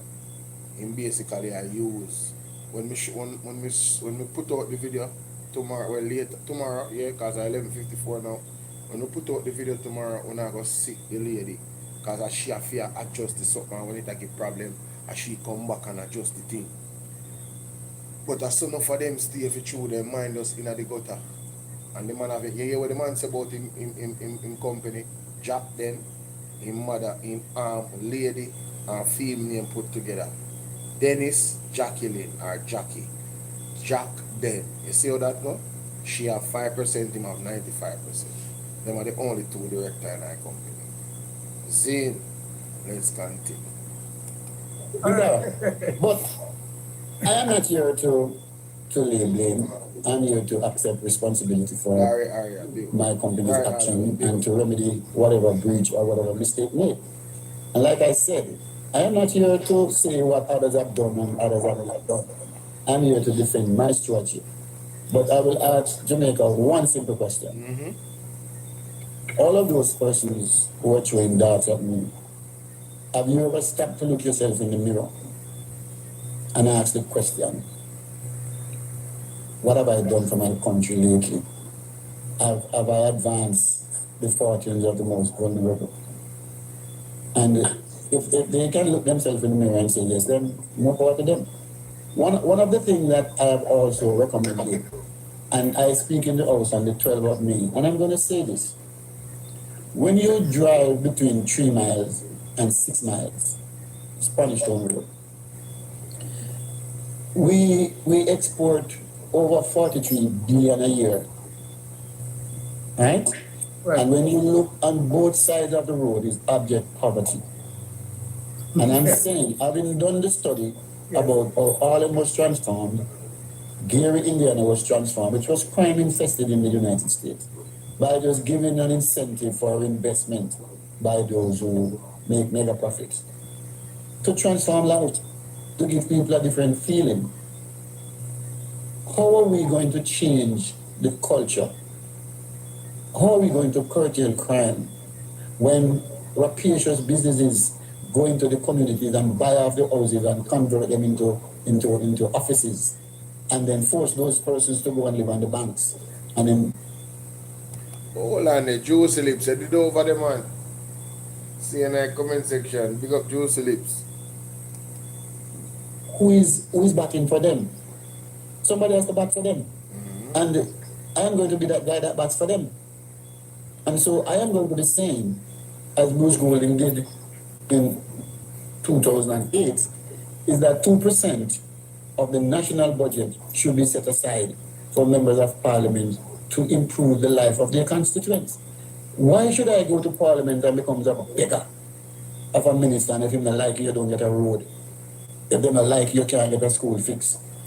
Put the money at the CDF and allow the CDF to manage it. So I can say, I have a road now that is in such poor condition that is a major thoroughfare that takes traffic off Maxfield Avenue onto Spanish Town Road, right, Delamere, and it is in total disrepair. No, I have to go and beg a minister. And it depends on how he feels. Yeah, so it's now 12. It's now 12. It's almost 12 a.m. in the morning. But Jamaica, when you hear what the man suggests, I think that's a good suggestion. 2% of the economy, I said 2% of the budget allocated for members of parliament. Yeah, if you do some work in them, mandatory, that comes out automatic. You know, all right. So the CDF, it would still be there. Would still be accountability. Yeah, I appreciate that. I appreciate that. Sexy kimono also. Right? No. And it depends on how he feels. Right? That he might say, all right, never fix the road. I am redeemed. Good morning. It cannot be like that because the people who vote for you expect you to represent them and change their lives. True. The Sandy Gully, which I have been advocating for to be repaired. The Sandy Gully is in a state of disrepair and it started to threaten people's life and property. Right? Those are the things that I want to bring to the table to transform life. I'm not into the negativity. I'm not into cuss nobody on the other side of the aisle. That's not me. If that's what it takes, I will leave. And let me say it again. If that's what it is, I will leave politics.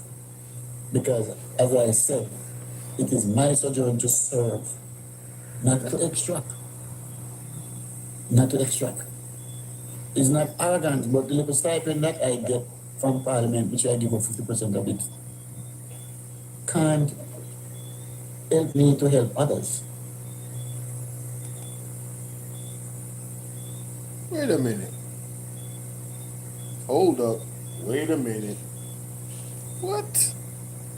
So you telling me not only is Marky G giving up some of his money, but Mr. Dennis Gordon is giving up 50%? Hey, yo, listen, man. All of the PMP people, we need to hear from them. Yeah, man, because I feel there's more of you that are giving up. Listen, I was saying last year that every single member of parliament will give up 30% of their money to help the victims them of Hurricane Melissa. I was saying that. They should have come together and say, yo, listen, this is what we're going to do. We're going to funnel 30% of the money for the next year or 2 years into helping the persons and victims, especially the most vulnerable in Westmoreland, St. James, St. Elizabeth, Hanover, East Portland, St. Anne, St. Mary, everywhere that was affected badly by Hurricane Melissa. I was advocating for that from last year on this platform. I was saying, yo, why nobody is suggesting this in the parliament if them really care about the people? Why the government of the day is not saying, yo, you know what? Make we say to PMP, you know, how that would I give them some brownie points to say, yo, them really decide for like, yeah man, this bad. Like them have a heart to say they're not cold blooded and water run through them veins. Cold water. But demand them not like that. And then the money and the trillions of dollars that we actually get is like, where's the accountability? Like, how the money really spent? We not even see that Jamaica.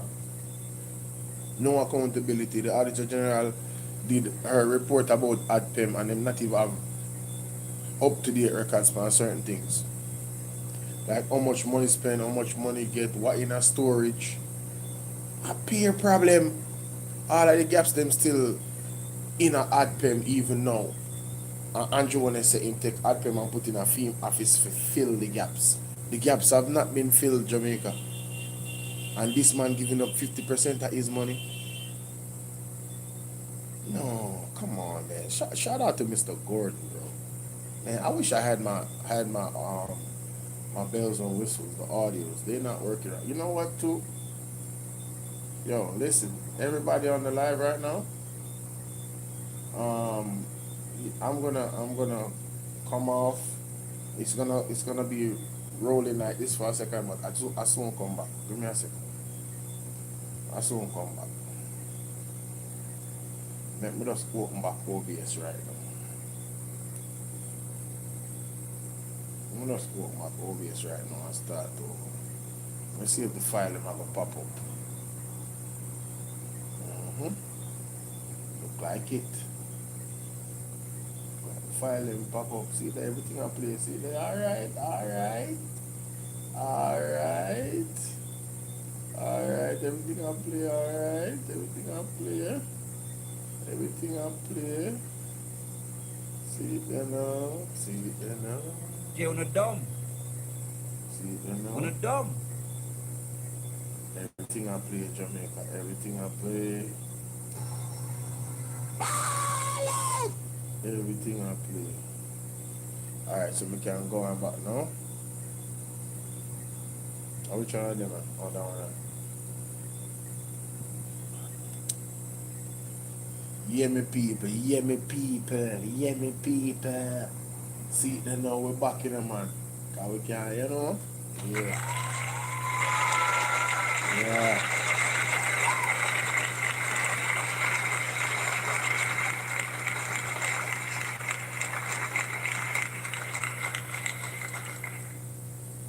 No, we have to give Mr. Dennis, we have to give Mr. Gardner a round of applause, Jamaica. You understand? People still honor Chapalin, that are the problem. You know, hear my lady they come out. What's she name? The big labor lady there. Come out and about out Andrew. You never hear it. Sound you never hear it. Me I play it. I play it for them. What's she name? See, I am going to want a piece. What's a piece? I'm not going to know all it. Going to want a piece. Kindly listen to the labor rights them down there in Movie star. You see a man. See that, Andrew? I try to show you, so Mr. Andrew, sir. I tell you something, sir. Well, you don't understand. Because you can relate to where we are going through right now. I mean, I'm going to ask if you could ever relate to nothing at all where we are going through. Because right now, as me check your makeup, you don't have a scarf on it. Andrew, you look like a man who never dropped from him band. You don't look like you ever run a race in your life and drop up yet. Mr. Andrew, sir, last time now me I come to you, Mr. Prime Minister, sir. There is a constant reminder here in Westmoreland. It's a constant reminder, sir. Everywhere you go, it's blue tarpaulin, sir. Everywhere you go, it's roofless houses and blue tarpaulin. And let me tell you something, Mr. Andrew Holiness. We can't ever, in my sense, comprehend why the government of Jamaica hate the people them so. You understand? We don't know why the government of Jamaica hate the people them so. What we do you in a life, every time your election come, people vote for you. And all you do, Mr. Holiness, is dish your shit. You know somebody I hope, you know myself say, sir, you would have proved me wrong. I was hoping that you would have proved me wrong, you know, sir. People always have a bunch of story talk. But politician, I always want my own experience because people experience and my experience is two different experiences, Mr. Holiness. And I was hoping that you would have proved me wrong. You come to Westmoreland, you shake me hand, you promise me, say everything will be alright. Mr. Andrew Holiness, everything is alright, you know, sir. Everything is not okay, sir. You understand? There's a constant reminder of the disaster everywhere you go. It's like, I guess 30 or 2 weeks ago it's campus because it's fresh still. No, we're not clean up nobody.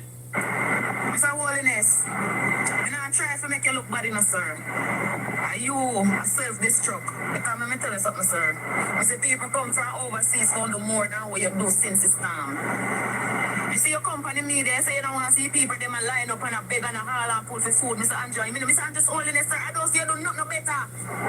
Everything that you comes with, everything that you come with chaos and it come with complication. Sir, everything where you come with no make no sense. I mean need the people them where clean the office. We need them to retire and give some new people space and time to clean the office and put some courage on the seat. So do not sit so comfortable. Because I feel like when I sit too comfortable now, every time when I go around that big table there, and I sit down on the chair there, and I make some stupid decision. It's a hole in it. Jamaica, some of them labor right here, as long as the government treat them right, them no mind if them treat the comrade them wrong or other Jamaicans. So them stay quiet. But guess what? The fire reach everybody. So now them a ball out. But too late. It's gonna be the cry. We don't let through the blows and skirt wickedness in office for a third term. God alone can stop this. Tell you that. Enough time I say enough people don't like when I say it, but you know what I noticed, Jamaica? take off my hat. You know what I notice? If you really have a conversation with people in the streets, you know, say people really know, believe or fear God. Only you know that? Yeah, man. And them open with it. And you see, one of the things that me do well, I mean, pat myself on the shoulder. I put up a mirror in front of you based off of your own words. Just, you know? If you say this, we say, okay, so what you mean is this. Because based off of what you say, this mean that, and your action mean this, so you really mean this. You understand? With the evidence of what you are saying out of your own amount. It give you an opportunity to say, boy, yo, no, all of that me mean. And then you can explain to me what you mean, on record. What you mean? You know, so me mean say this. Alright, so let me ask you some more questions then. Because this contradict that. You feel me? I say, so I go to work, Jamaica. So, the mirror of truth, me hold it up. And the mirror of truth, sometimes you're uncomfortable because you see where you look upon in the mirror of truth, it look ugly to you. Be all of them God, yes. Because the Bible says, you know, in the last days men shall be worshippers of themselves and lovers of themselves. So, something to that effect, right? I am seeing it more and more. Tonight, I see it even more. I'm going to believe. And if you're bridging I watch right now, yo, me tell you this, when I talk to you, me tell you this, so me talking this on the internet and nothing different. Because me don't tell you already. Oh, me look upon that. Almost we can say to our one, say, yo, brother, all the way have to go repent. Because we're not going good. We're not going good. People literally don't fear God. Like, alright. Let me explain something to you. Just give me 5 minutes or 3 minutes. When people say that the Bible is not God's word, this is what I interpret now. They are saying that God is not powerful enough to make sure that his word is not tainted. Let me explain that again. When people say that the Bible is not God's word and the prophecies are not real and oh, there will be in the end of the earth is this and all type of thing what they say. What they're really saying is because as if aliens were not gonna write it would have a big man, don't. Alright, so man write it, so what? They were inspired by God to write it. And the words are coming to pass, you can see it every day. So when you say man write it, oh, that's not a genius. Like, who was gonna write it? Who was gonna put down the words on the paper with the ink and them something? Somebody had to write it. Just like when a pastor or a prophet have a vision, the first thing you do is go in and book and write down everything what God say in a detail, kind of want to forget no. And you want to make sure say deliver the message clear. You understand? When they have vision and they wake up, then go in at them book and then start write. Saying, so when people say them not believe in the word, then basically I say, you know, God never did, God not have the power enough to make sure so the word is not tainted and it would be delivered to us in its raw form. You know what I mean? He not have that capability. But same person I go say to me say, the man them write the Bible and then the prophecy we are fulfilled, those persons who write it, them have a whole thing where everybody participate in it to make sure say happen just like where prophecy say.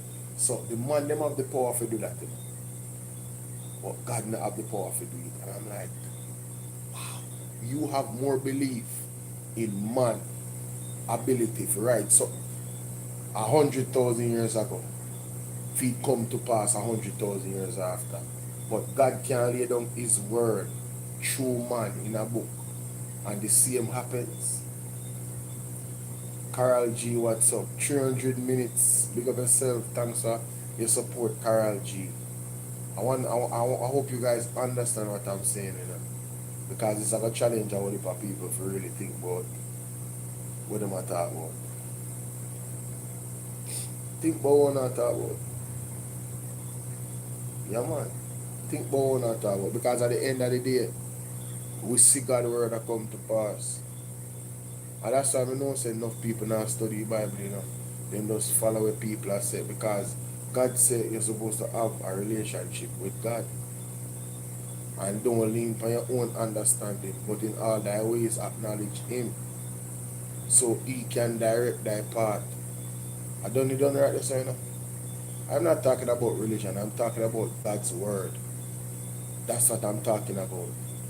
Man can create religion all they want. I talk about God's word, because a lot of the things in God's word don't align with some of the religion there. So I'm not talking about religion, I talk about God's word. You knowing God for yourself. You reading the word for yourself. That's what I talk about. Right? But in all thy ways acknowledge him. Him who? The creator. His son. Jesus Christ. So he can direct thy path.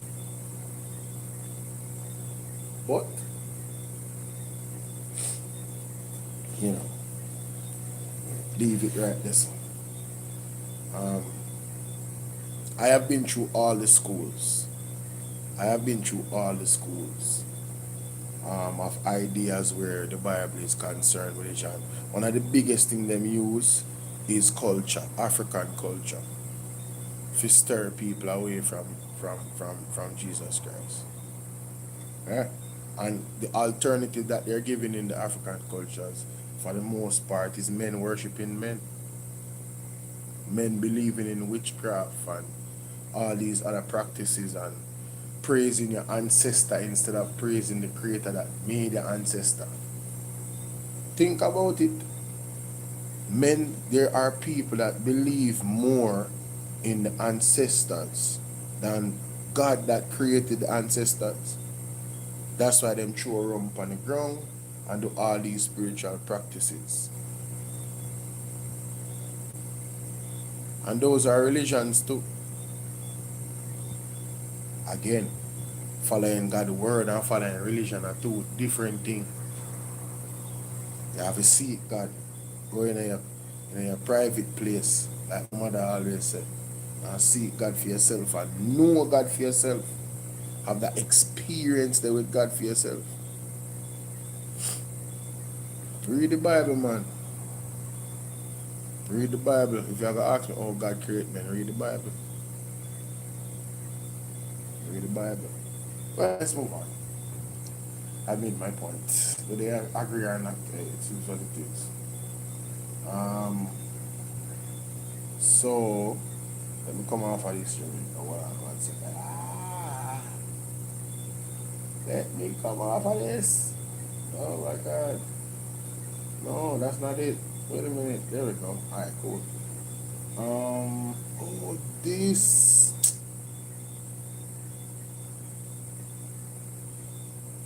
Jamaica see the right something when I look for all along with all of me.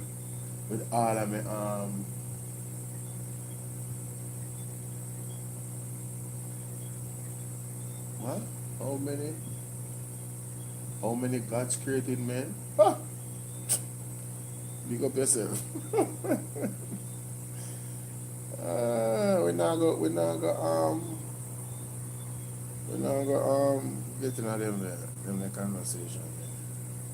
Alright, Gota. You we on. Yeah, man, big up yourself. Me tell you something, go through all of them schools I thought already when you talk about. All of them. I was doing that for years. Years me I do that for. So you're not come with no conversation with me now. I know reference, I know nothing when me not go through already. In terms of seeking the truth about everything. Remember this brother come on one program and the man analyze every creation story, everything. The man make it life. If you go through everything with the needle and thread, and at the end of it, the man said, one name consistent and never fail the test of history, and it was Jesus Christ. And I saw the man give, after him go through everything, the evidence, you understand, the place them, travel the world, read all of the different language them, everything. The man come back right to the creator and his son of God, Jesus Christ. Yeah? Powerful, may I tell you? Man have a whole documentary and series man, all in travels them. Yeah man, I tell you, trust me. But you know, hey, I'm way off. Anyway. Let's go to this. You don't have to believe me. As I say, you don't have to have a relationship with God. Yes. Yes, it's Colin Bell Show. Colin Bell Show. That's where I wanted to go. Colin Bell Show. Where is it? Oh, here it is. There we go.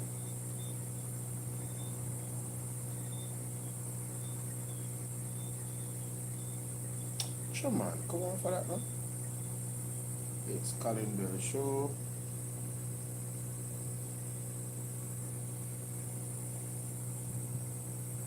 Finally get Mr.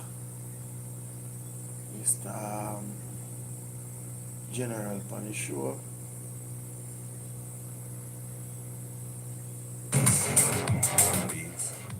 It's most epic. Trying in the water. Internet. Called the challenge. It would be another part with the project. Yeah. I know today's Tuesday night. It's going to be a serious night. If when one happen, yeah. If what Donald Trump want don't happen tonight, it is going to be a serious night. That is what he said to us. And when bomb revelation. Trying in the water. Yes, I'm a joke me I take it for people to go. So right. And for that 6 weeks, every week we have an increase at the pumps. Tomorrow. 28. And if we don't do that, you know, there's this war. And Donald Trump said tonight is going to be a serious night. If when one happen,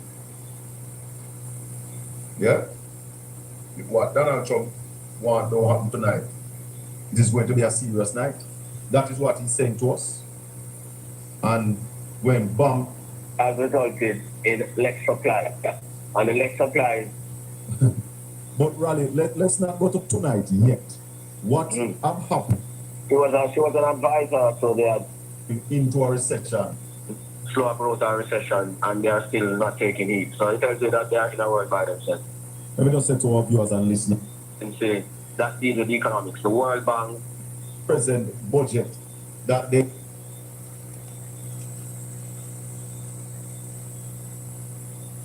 Alright, so ladies and gentlemen, this is a very serious conversation between Colin Bell and good day by the way. Please help me to get this video up to at least 1,000 likes, right?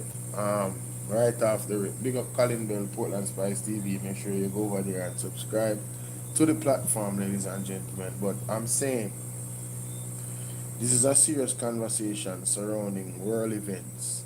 What is happening in Iran, how it affects Jamaica, and how this government, led by Andrew Holness, is ill-prepared in really setting up the Jamaican people to actually shelter from the economical storm that is here already. So the storm that is here is brewing, and it coming like Hurricane Melissa. It's just building up. And the longer the war continues in Iran, whatever happens there, it's only going to get worse, Jamaica. Only going to get worse. So let's listen to the genius. Let's listen to the most credible analyst, financial analyst in the Caribbean, Mr. Ralston, man. Let's get it. Present it to the people. We were saying that they need to go back and recast the budget and get serious. Nothing of the sort has been done. Even with the warning from the IMF managing director today, so it tells you how backward they are. So even with every international agency that deals with economics, the World Bank, the IMF, the OECD, all the brokerage houses on Wall Street, protecting slow growth or recession, and they are still not taking heed. So it tells you that they are in a world by themselves. Let me just say to our viewers and listeners, we have our phone lines open. 1-876-804-7072. You can give us a call on WhatsApp or you can try it straight. Give us a call. But with that said, Raleigh, and what has gone forward already, if the war should stop today, this minute, it still won't stop the recession. There you go. So the damage has already been done. Correct. What are you hearing from our leaders? Nothing. That will set us on a path to look after our people and make sure that the most vulnerable among us don't die for hunger and suffer. Nothing. Nothing from Payman Williams, nothing from Angeles, nothing from Mark Golden. We heard some from Julian Roberts. We heard some from Julian, we don't heard nothing from Mark. No. Jamaica, only hear Rasta man is consistent. Only hear Rasta man is consistent. Hey, man, say not hear nothing from Mark. How can they say this man is a this man is not a politician. This man not support politics. This man is not a, this man deal with just the facts. He might look for the thing and I say, but me not hear nothing from Mark Gully. Me own, and whether somebody can correct him if he's wrong, but the facts him actually say it. And him not afraid to say it. Without fear or favor. You gotta respect it. Let's go.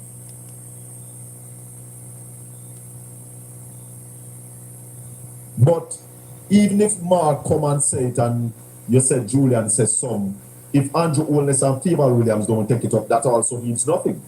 Yeah, man, but we'd like them to be proactive and say something so at least the people can say, contradict what Saval says, that if the PNP was in power, this is what they would have done. The fact that they haven't said anything, give her leeway to say what she said. But Julian said that would start the digital invoicing.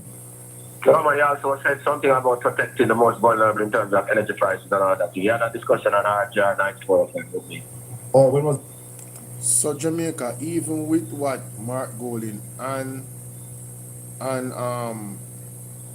Mr. Julian Robinson said, Ralston Hyman is requesting more of them from their budget speech. Still giving Julian Robinson kudos, but he wanted to hear more from Mark Golding. He said he didn't hear anything. Hey, man. Salute. Let's continue. Is that today? No, last week. Last week. And tell us some of what he put forward then. Well, he was saying that, some of the money that they are collecting from the fuel, he would use that to protect the most vulnerable for at least a couple months to see how the war would pan out. And that is what many countries are doing. Australia, the UK, and all of those places, that's the same thing that they're doing. He would invest more in food security because food security is one casualty of the war. He made those things very clear.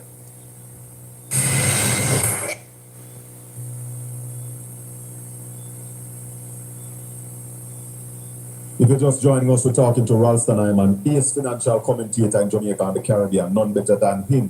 Let me just apologize to those of you who are having difficulty getting on. We're having some internet issues, and of course, we are basically broadcasting on a shoes lace at this time. So we're just barely holding on. And let me apologize to those who will be listening via Caribbean radio this evening. We're not able to connect to Caribbean radio. I think the system that we use to connect needs very stable internet, and we have not been able to provide that to the source. So we're still trying to connect. Whenever time we get that opportunity, we will be up on Caribbean Radio HD. But in the meantime, we are on Portland Spice TV. If you have not yet subscribed, please subscribe to the channel, like and share the channel. Now, Raleigh, this situation frightens me, and I know it frightens you, based on what happened 2008. What would you love to hear from the government? What would you love to hear from the government now that would give you a sense of comfort? All right. By the way, before we even get to that, based on the thing that you said at first, the Economic Commission from Latin America, which is a UN commission, says it has what we call an AI index. And it says Jamaica ranked 13 out of 19 countries on that index. What it says, despite all the talk from the government, there is very little investment in AI and technology in Jamaica. So we rank 13 out of 19. Yeah, ECLAC said that. So we are in the bottom quarter. Yeah, man, despite all the talk. So we're not investing in AI technology. No, not investing. Just talking. So I tell you, there's a whole lot of talk. I don't mean to say ECLAC said that. Jamaica ranked 13 out of 19 countries. The latest edition of the Latin American Artificial Intelligence Index underscoring the challenges facing the island's digital adoption, according to ECLAC, Economic Commission for Latin America and Caribbean. Who are the countries below us? Only Venezuela and Bolivia and some other countries. Yeah. Them kind of countries. And Cuba. Yeah, them kind of countries. Yeah. Like, bro, aren't we all embarrassed, bro? We don't feel shame sometimes. We don't feel that we are Andrew is a put it down. We don't feel it. Embarrassing. He needs some milk. Embarrassing. He needs some milk. I don't know about y'all, man, but I'd be embarrassed low key, bro. Having a leader that's uncertified is enough, and then everything else that follows. The world looking at us like, yo, the Jamaican people ain't soft. They are not take abuse, human rights abuse from the police. The government have persons that clearly are criminals that are operating as lawmakers, and the people them just sit down and watch them and then vote them back in, and them they are cheer for them. Be embarrassed, me not lie, fully embarrassed. And then you have the Jamaica Labour Party that have people that are actual child molesters that are in their government and in their party, representing on lower tier levels and even potentially high levels as well. Me embarrassed, me not lie, me embarrassed. Are there any Caribbean countries that have us? No. Only the Latin American countries such as Chile and Brazil and those countries. So, back to the question I asked you first. What would you love to hear from the government to make you comfortable? Okay. I'd say Jamaicans, we did not fully, well, there's not be that level of humility, but something like we haven't fully taken into consideration the impact of Hurricane Melissa on the economy, because when we presented the budget, we estimated the damage in terms of infrastructure at 41% of GDP, and the economic losses at only 6% of GDP. But subsequent to the work done by the Transit of Jamaica, we see it's now 57% of GDP. As a result of that, we will have to adjust the budget. We'll also have to adjust the budget based on the latest developments in the international economy, where all international agencies are stressing that prices will have to accelerate because of the destruction of crude production facilities in the Middle East and the impact of that on all other prices, inflation and all of those things.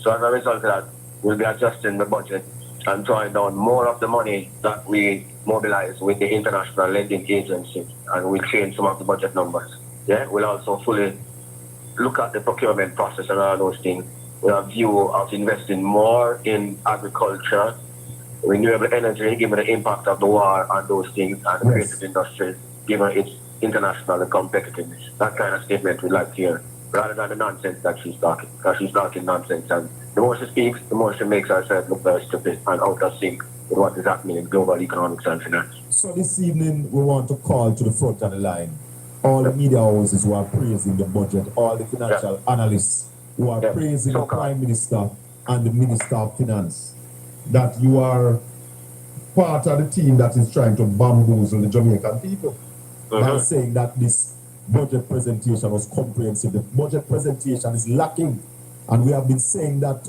to all of you. OD, please don't call that number if you look at that number is in a critical position right now.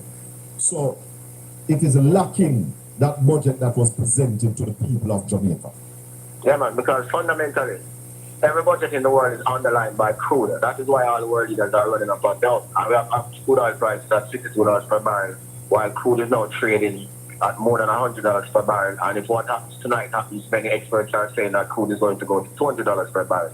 And even if it stops tonight, many experts are saying that the lowest crude oil price that you'll see for this year is about $100 per barrel based on the destruction of facilities, because those are the facilities that are being destroyed at this particular point in time.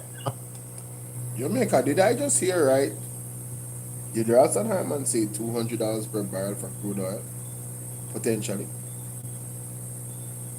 Wow. Wow. Let me go back. Yo, what? Yeah, man, because fundamentally, every budget in the world is underlined by crude. That is why all the world leaders are running up and down. And we have crude oil prices at $62 per barrel, while crude is now trading at more than $100 per barrel. And if what happens tonight happens, many experts are saying that crude is going to go to $200 per barrel.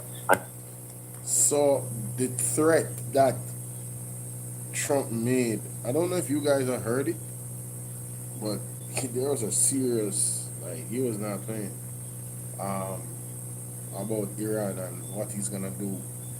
And basically, if that happens, experts are saying that crude oil is gonna go to $200 per barrel. Jamaica, do you know how much life is gonna increase in just to buy gas and food, paying your light bill, bus fare, everything. And we have a government that put out a presentation about a budget that did not include any of these possibilities. I want you guys to understand that they are seriously living in Lulu land, and they have taken all of you, the Jamaican people that believe in this government. I'm speaking to you specifically. They have taken all of you along for the ride. Man, listen. All we can do right now is hope for the best. All we can do right now is hope for the best. Man, oh man, bruh. Woo, Lord of mercy. Even if it stops tonight, many experts are saying that the lowest crude oil price that you'll see for this year is about $100 per barrel based on the destruction of facilities, because those are the facilities that are being destroyed at this particular point in time. We just had an interview today with Kurt Booth from Medical Disposables and Supplies of the country. Yo, you never tell a lie, go to JLP, rock them to sleep. JLP, rock them right to sleep. Mighty God. Leading importers of pharmaceutical and distributors of pharmaceutical drugs. And he said one of the suppliers called him and tell him that within 10 days all these prices will have to increase. What? Within 10 days? Play that back. With Kurt Booth from Medical Disposables and Supplies, one of the country's leading importers of pharmaceutical and distributors of pharmaceutical drugs. And he said one of the suppliers called him and tell him that within 10 days all these prices will have to increase. So Jamaica, even the medicine, for those who are taking medicine, your medicine.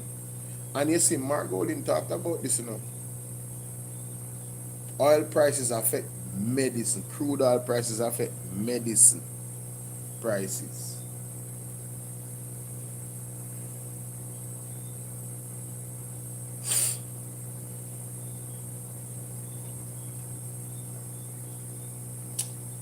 You know,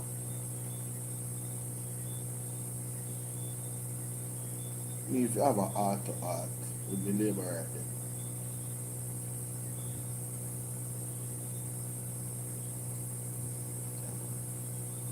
me and the labor right there, me if you have a heart to heart. Labor right. I'm going to talk about the half decent, respectable labor right them out there. We know how to disagree and not be threatening people because of their position and not call people no name because you see all that bad labor right them and them get all that bad energy. You see labor right them are misguided. I don't want to wake up. May I encourage you? Look for the thing practical because this is going to affect every last one of us. Take the color out on the eye. Put on your color. And really choose Jamaica now. Not the tagline that they were selling us. Just really choose Jamaica. Choose Jamaica. And that means every last one of us. Your brothers, your sisters, your uncle, all of them are PNP, Labor, NDM, NOP, UIC. I don't care. Really choose Jamaica. How can you accept a government, a leadership that does not address the biggest elephant in the room, where your budget speech is concerned? The war in Iran, oil prices, no plan. Something just come out. Iran win, Trump falls, and America have to pay for his mistakes. I don't know. That's somebody that I watch on YouTube that just said that, and it pop up on the timeline. But listen, that means the war is gonna continue for a longer period of time. That's all that means. Which is more problems for us in the West.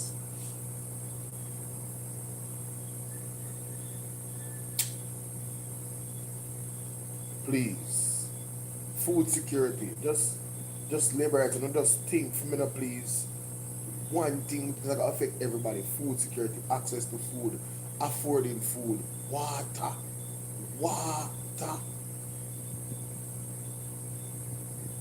No medicine prices. Come on, no labor rights. Let's really think about it. Just forget about the colors. We're in a trouble.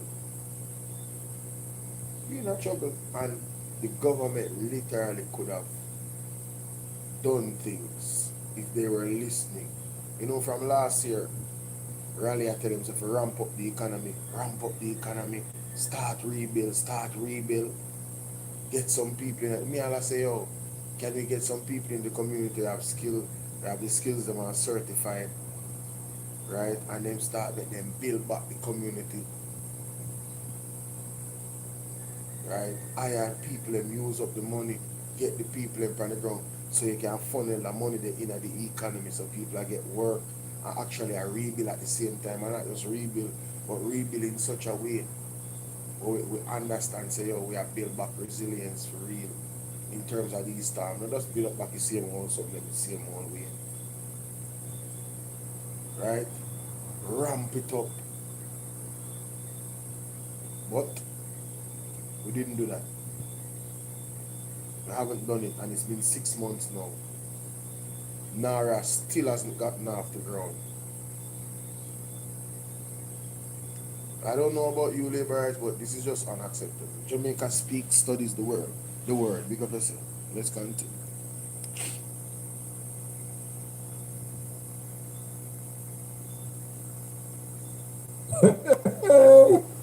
No.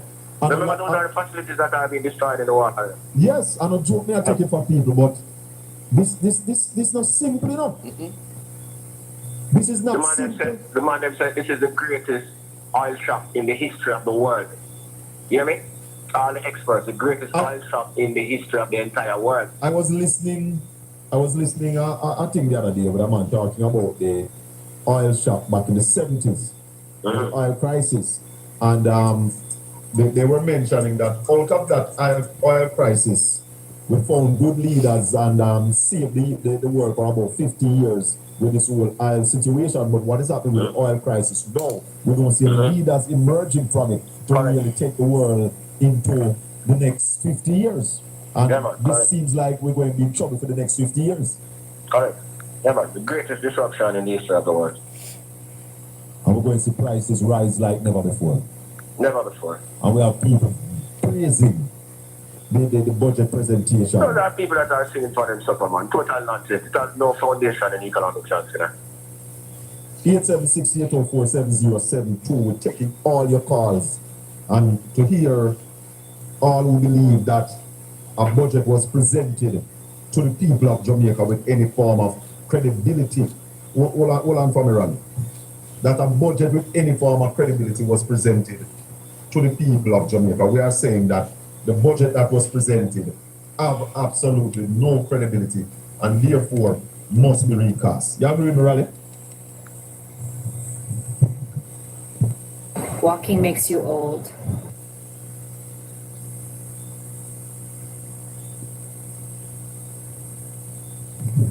Hold on, Raleigh. Go ahead now. No. Hold on, that's not working. Sorry about that. My bad. Let's go back to this. Just trying to get the other phone up there.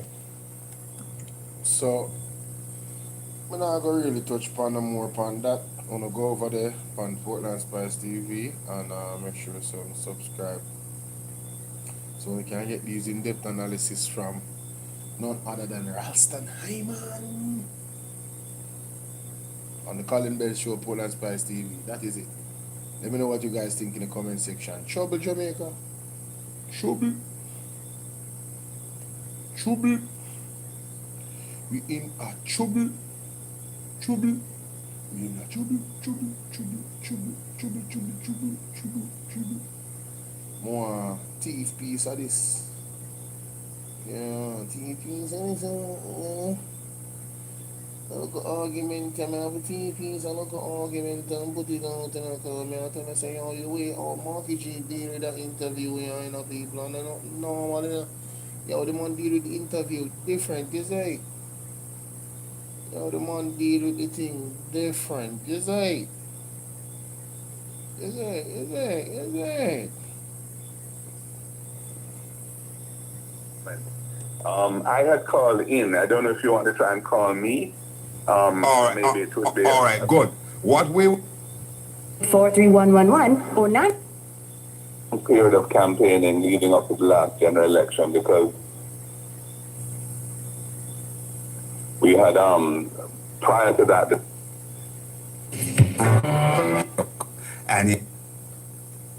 and the big 93 here at the Conrad Obi, the Fireman YouTube channel. We also stream live back into the leader of the G and .com. All right, my people. So, Obi the Fireman along with Mark Jefferson Golding. Make sure so go over to Obi the Fireman on YouTube and subscribe to the platform. Zane. Make we listen to this conversation at the second portion of the interview with Mr. Mark Jefferson Golding, speaking on some. This was a great interview, by the way. I believe, this was a 9 out of 10. I think Mr.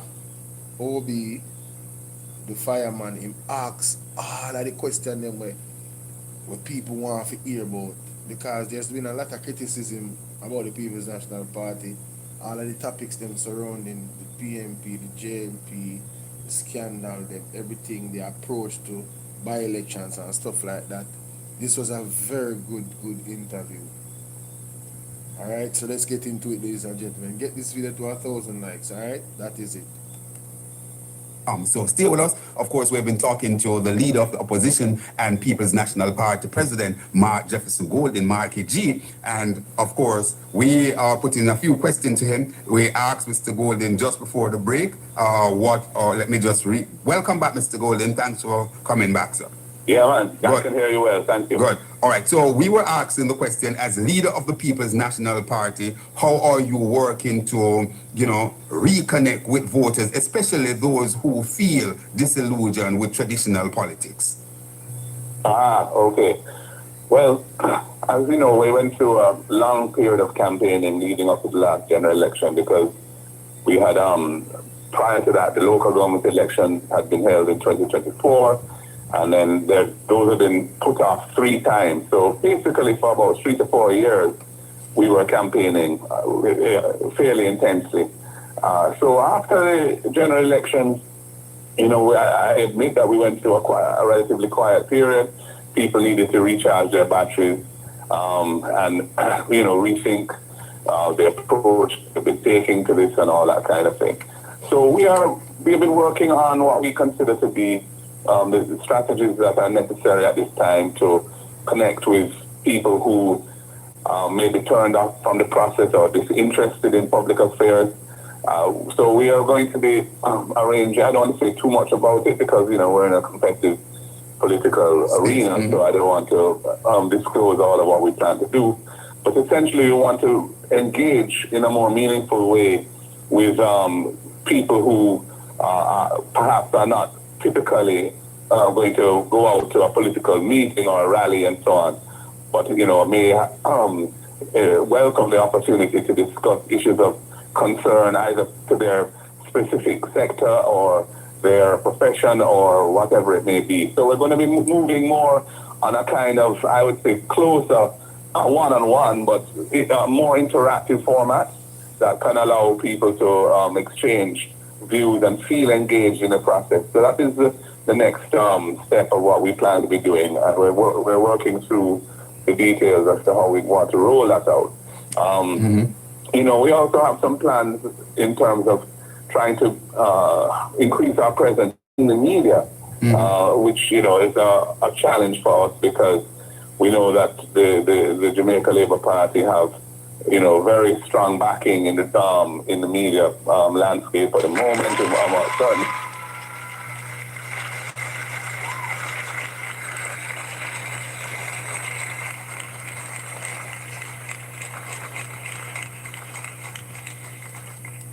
No lies detected, Jamaica. You heard the man say about the JLP having the media backing? No lies detected, Jamaica. None, not even one single one minute detect. Who detect any? Oh, I thought so. Let's continue. In the media landscape at the moment, certainly they seem to effectively control the narrative from one media house, and then there's another that is very closely aligned to them as well. So we need to find ways of countering that. That's something that we have been looking at as well. He needs some milk. And then there's another that is very closely aligned to them as well. So we need to find ways of countering that. That's something that we have been looking at as well. But overall, you know, you want to have to face oneself in the politics because you can't be campaigning year in, year out indefinitely because it takes a lot of effort to do that. So you have to kind of time that appropriately. But in where we are now in the electoral cycle is a time, I think, for developing our policy positions and our messaging in a changing world environment as well, because, you know, what we had come to the country with in the 2025 general election, those ideas remain relevant, but we are always looking to update them and add other things and modify things that are no longer necessary or relevant and so on.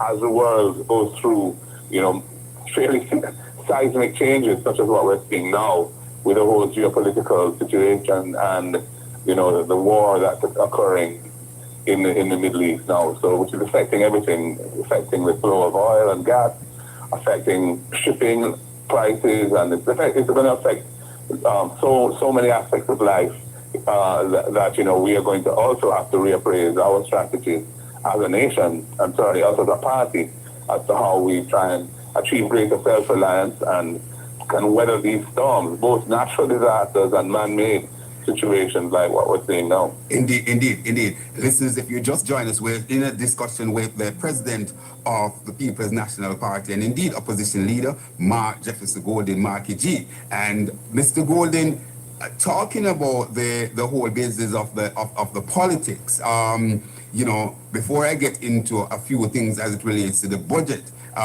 there are whispers certainly in the eastern part of the island, that there could be some movement there. Long-standing member of parliament for Western Portland, Darrell Vaz, it is argued that he could be stepping aside. Don't know if the present investigation or audit by the AG would be so damning that he can't withstand that on the $1.4 billion bus, what is now known as a bus scandal, used bus scandal. How are you? Before him getting another question, then, I like what you say, I am redeemed. You see how type of approach where Mark Golding put towards the thing, looking at everything, the ideas them that the People's National Party have in terms of the manifesto with love. They are looking to evolve those ideas because they have to adapt to what's happening in the world. So then probably have to tighten up on some things and alter some things in terms of those ideas. Then probably have to increase and ramp up the effort of those ideas for squeeze out more productivity, for help the people them that is in need. Evolution Jamaica. There's no evolution in the ideas of the Jamaica Labour Party. Actually, they ignore the problem. I hope that we don't see that they ignore the problem. When it comes to what's happening, the biggest thing that is happening in the world right now that's affecting the world. Yeah, right? Let's continue. You were shaping up there. Is it a situation where if we're early in the cycle, the political cycle, prior to the reason the PNP said they would not contest by-election because we were so close to a general election and they considered waste of time. Now we're only 6 months out. Should a by-election be announced in the near or... Somebody on TikTok ask me if me not sleep, but them not sleep, And I ask if me no work. You no work? Why you watch me? Because of course by-election is not party versus party kind of scenario. Why are you watching me? Right. Well, I can't give you a firm commitment as to whether we would or wouldn't contest the by-election. It would depend on the circumstances and when it was called and so on. But put it this way, West Portland is a seat that we have held in the past. And although the incumbent MP has been there for quite a long time now, we have seen where, we have been able to make inroads. And through your candidate during Campbell Forbes. Through Doreen's political work and effort. And we feel that, this is something that we're not going to give up on that seat by any means. So, what I would say is, especially if it signals that he intends to retire from politics midstream, so to speak, then we will have to prepare ourselves for that and see whether that's an opportunity for us to win back that seat. So we're aware of the rumors. We're aware of it. In fact, I've even had conversations with him personally quite recently where he kind of hinted that was the direction he wants to go. Though in terms of the time frame, I'm not sure what that time frame really is. But we need to focus on rebuilding or strengthening the organization of the party on the ground. That's a critical thing. Uniting the organization on the ground as well, which is also very important. So that if that eventuality arises, we are ready to, if we want to contest it, we know that we can do so in a competitive way. Indeed. So, that's what I would say. Indeed. Now, Mr. Golden, the budget presentation has just been completed. We heard from the Minister of Finance, we heard from the Prime Minister, yourself, and indeed Julian Robinson. As a broadcast journalist, watching reading the tea leaves, has to basically peruse these things and so on. I note where the budget was actually crafted at $62 per barrel for oil. That in itself was certainly something that was quite anomalous to me, because indeed at that point the oil was already about $70 per barrel. So that in itself was some issue there. Since the scenario here with the war. Yo, me nah make you do that to you, anomalous. Me nah make you do that to you, because me don't know that word. And me know enough people don't know it either. Anomalous. Alright? What does anomalous mean? It means deviating from what is standard, norm, or expected. Mighty God. Jamaica make me show no, because I don't want to feel like say me I make up nothing. When you hear the word that Obi use a while ago, Obi always a drop some big word power, you know. Oh, sorry about that. I'm not going to see it because I have Marky G on the screen 2 times. Let me take him off so you can see what I go on. See the Jamaica, anomalous. ANOMALOUS. Deviating from what is expected or what is standard or what is normal. So make we listen back to the argument when we make it so now. You see me? So I will just provide context based off of the meaning of the word, not true? Make we listen back what Obi has said right there. So. $2 per barrel for oil. That in itself was certainly something that was quite anomalous to me, because indeed at that point the oil was already about $70 per barrel. So that in itself was some issue there. Since this scenario here with the war, we have seen where I think oil is about $103, $107 per barrel. How problematic is this for the present budget that was crafted and presented to the Jamaican people? I think it's problematic because the price of oil affects the budget in many different ways. It's a complex relationship. First of all, there is the fact that the foreign exchange that it will take to purchase the supplies of fuel that the country needs, it's going to be a greater level of foreign exchange. It's going to put more pressure on reserves of the country. Yep. And, fortunately, we have quite substantial reserves, but which have been built up over time. But if there's a sustained period of high oil prices, that will, at some point, start to become a challenge for the central bank and the management of the foreign exchange reserves and the foreign exchange system as a whole, including the exchange rate.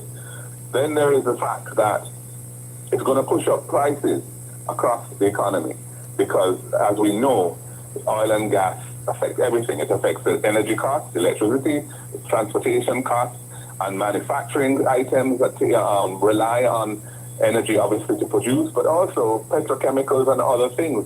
Pharmaceuticals, there is a range of products which rely or use oil-based or petrochemical-based inputs. And all of that is going to be impacted if this thing continues into the medium term. So all of that is going to mean people are going to come under increasing pressure. Cost of living is going to be harder for people to manage. They're going to be calls on the government to respond to that, which is going to cost money, which is not budgeted. So they're going to have to recast the budget. There are some upsides as well because the government taxes windfall there. So, and that includes an ad valorem tax. So that as the price goes up, their revenue increases. So there is that aspect of it as well. But at the same time, the government also uses a lot of electricity and uses, transportation services and so on. So there are costs that are also being incurred by the government, right across government. So, it's a complex relationship, but there is no doubt that if this situation continues into the medium term, and when I say medium, I mean rather than say a month, which is what it's been going for now, more or less. If it was to continue for months, then I think it would require some recasting of the budget in a fairly serious way. Good. That said, Mr. Golden, the ad valorem tax and indeed other attendant taxes that we as motorists pay at the pump. We are seeing across the globe where countries are now giving some kind of reprieve. Do you believe that, especially against the background that we have been paying the $7.50 per liter that should have gone to the edge, and we have no edge? You believe that it's time you think it's unreasonable for motorists to say to the government, it is time for us to get our reprieve, and do you believe that the government is so in a position so to do? I certainly do, because as you mentioned, and this is it's kind of ironic, when we were last in government, the private sector in particular was clamoring for Jamaica to enter into a hedging program, which was designed to ensure that we purchased insurance essentially for Jamaica, breaking news. Breaking news, Jamaica. Speaking to similar thing where Mr. Golden is talking about and everybody is talking about. Breaking news. This is actually good news. I will need some good news. Mighty God, we need some good news. We need some good news. The US and Iran have agreed to 2 weeks of ceasefire. Iran's official, as a matter of fact, make you hear it, guys. Everybody, I know kill out my voice right now. I've worked smart, not hard. You understand?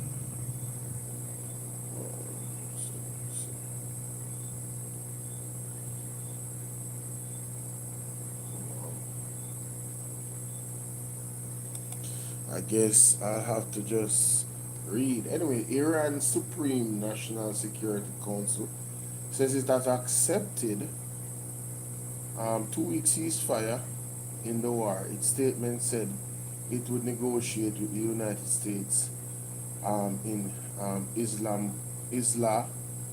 Islamabad beginning Friday. It is emphasized that this does not signify the termination of the war, the statement said. Our hands remain upon the trigger, and should the slightest error be committed by the enemy, it shall be met with full force. Jamaica, want to hear that? Mighty God. But wages remain the same. Dark truth, I am redeemed. The US President Donald Trump says he's pulling back on his threats to widen attack on Iran. The president says that this includes an array of bridges, power plants, and other civilian targets, subject to Iran being ready for a 2-week ceasefire and reopen the Strait of Hormuz. Trump's latest threat over the Iran war hit a new extreme early Tuesday when he warned a whole civilization will die tonight, never to be brought back again if Iran failed to make a deal that includes reopening the vital Strait of Hormuz. The Republican president's earlier comments were swiftly met with condemnation from Democrats. Some Make America Great Again supporters who have since broken with Trump and the first American Pope. The first American, even the Pope is against Trump at this point. Earlier today, the US struck military targets on Iranian oil hub of Card Island, according to White House officials, who was not authorized to speak publicly and spoke on condition of anonymity. The attack marked the second time the island was targeted. Israeli warplanes meanwhile struck bridges and railways in Iran. Iran's president said Tuesday that 14 million Iranians, including himself, had volunteered to sacrifice their lives in the war. The figure is doubled. The other figures mentioned by state media in the past. Iran is home to 90 million people. God damn. Sheesh. Whew. So there you have it. Breaking news. Let's continue. The price of oil which was designed to ensure that we purchased insurance essentially for the future spikes in the price of oil that would result in payments coming to Jamaica that would balance against the additional costs that you have to pay to buy oil with higher prices. And this was at a time when it was advantageous to do it because the price of oil then was relatively low. Now, we saw the sense in that, and in order to finance it, we put in place a dedicated tax to finance that, which you mentioned, you know. And when the Labour Party came into government, they decided they didn't think it was necessary or wise to do this. Oil prices were low. They didn't think the insurance was necessary. So they abandoned the hedging program, which had been put in place. But they didn't abandon the tax. They kept the tax. And the motorists are still paying that tax today. But there is no hedging program in place. And now we're faced with a situation where oil prices have spiked. They've gone from in the $60 range per barrel up to the $100 range per barrel. And motorists are seeing these increases week after week after week. I believe JAMA has been absorbing some of this. I think I've heard, you know, a large figure of what it has cost them so far, but they're going to have to pass it on to motorists because JAMA has been making losses for the last few years and it's not in a strong financial position. And any further losses are going to have to be paid by the Ministry of Finance. So, you know, this is another aspect of why the budget is going to come under pressure because if they use Petrojam as a mechanism to take some of the pressure off of motorists by having Petrojam absorb some of those prices, those losses are going to have to be financed from the government through the budget. So it's a difficult situation. But yes, other countries have stepped up. Close to home, I know Barbados has done various things. They have, for example, I think adjusted their taxes on fuel or put certain caps in place so that motorists and consumers don't bear the full brunt of the hit. We haven't seen any formal announcement of anything being put in place. I have been told that Petrojam has not passed on all of those price increases to motorists as they have arisen. And they have been generating some losses as a result of that. So they've been doing that kind of without making much of it. But you know, that is not a sustainable model unless a policy is put in place to support it. Indeed. So, Indeed, Mr. Golden. In the interest of time, I have two more that I want to get in. But let us just remind our listeners that the reason, one of the things that Petrojam is forced to basically absorb, because I think the present setup, and you can guide me on this, Mr. Golden, is that they cannot pass on an increase on a weekly basis of over $4.50. So what they have been doing for the last, I think, 4 weeks or so, going to 5 weeks, they have been basically giving the maximum $4.50 at the pump increase. So they have been absorbing some, as you said, and indeed Petrojam had said so in their own words. Right. Now, Mr. Jamaica, in terms of the edge tax, you know, see how this government are cunning. You see how them cunning. Them still was taking, well, they are still taking the money from the taxi man for the extra tax. The tax was made, put there by the PMP for a day like this. So you would be insuring your oil prices pretty much. Insurance on oil prices for these types of situations. But because oil prices was down and the JLP have no vision, them say, yeah man, oil prices down now. So you know, them never did remember so a war the day in Iran. Them never did realize things were going in one direction for a long time geopolitically between Iran. The war was going on with Ukraine, and Russia. They never thought that things could. I mean, everybody has been talking about a potential World War III. You know? It's been the conversation globally. How in God's green earth we have one set of politicians who get paid all this money and they never considered this to be a factor, a potential factor. Come on, man. Listen, let me know what you guys think in the comment section, bro. I'm not gonna go to the other questions. I have 2 questions. Again, you guys can go over to Obi the Fireman on YouTube and make sure you go subscribe to the page, follow him.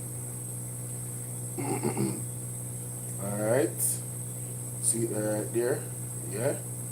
Alright, good. Let me know what you think in the comment section. Shout out to Obi the Fireman for an excellent interview, and shout out to Mark Jefferson Golden for really being brutally honest with the people of some of the stuff that's coming, you know what I mean?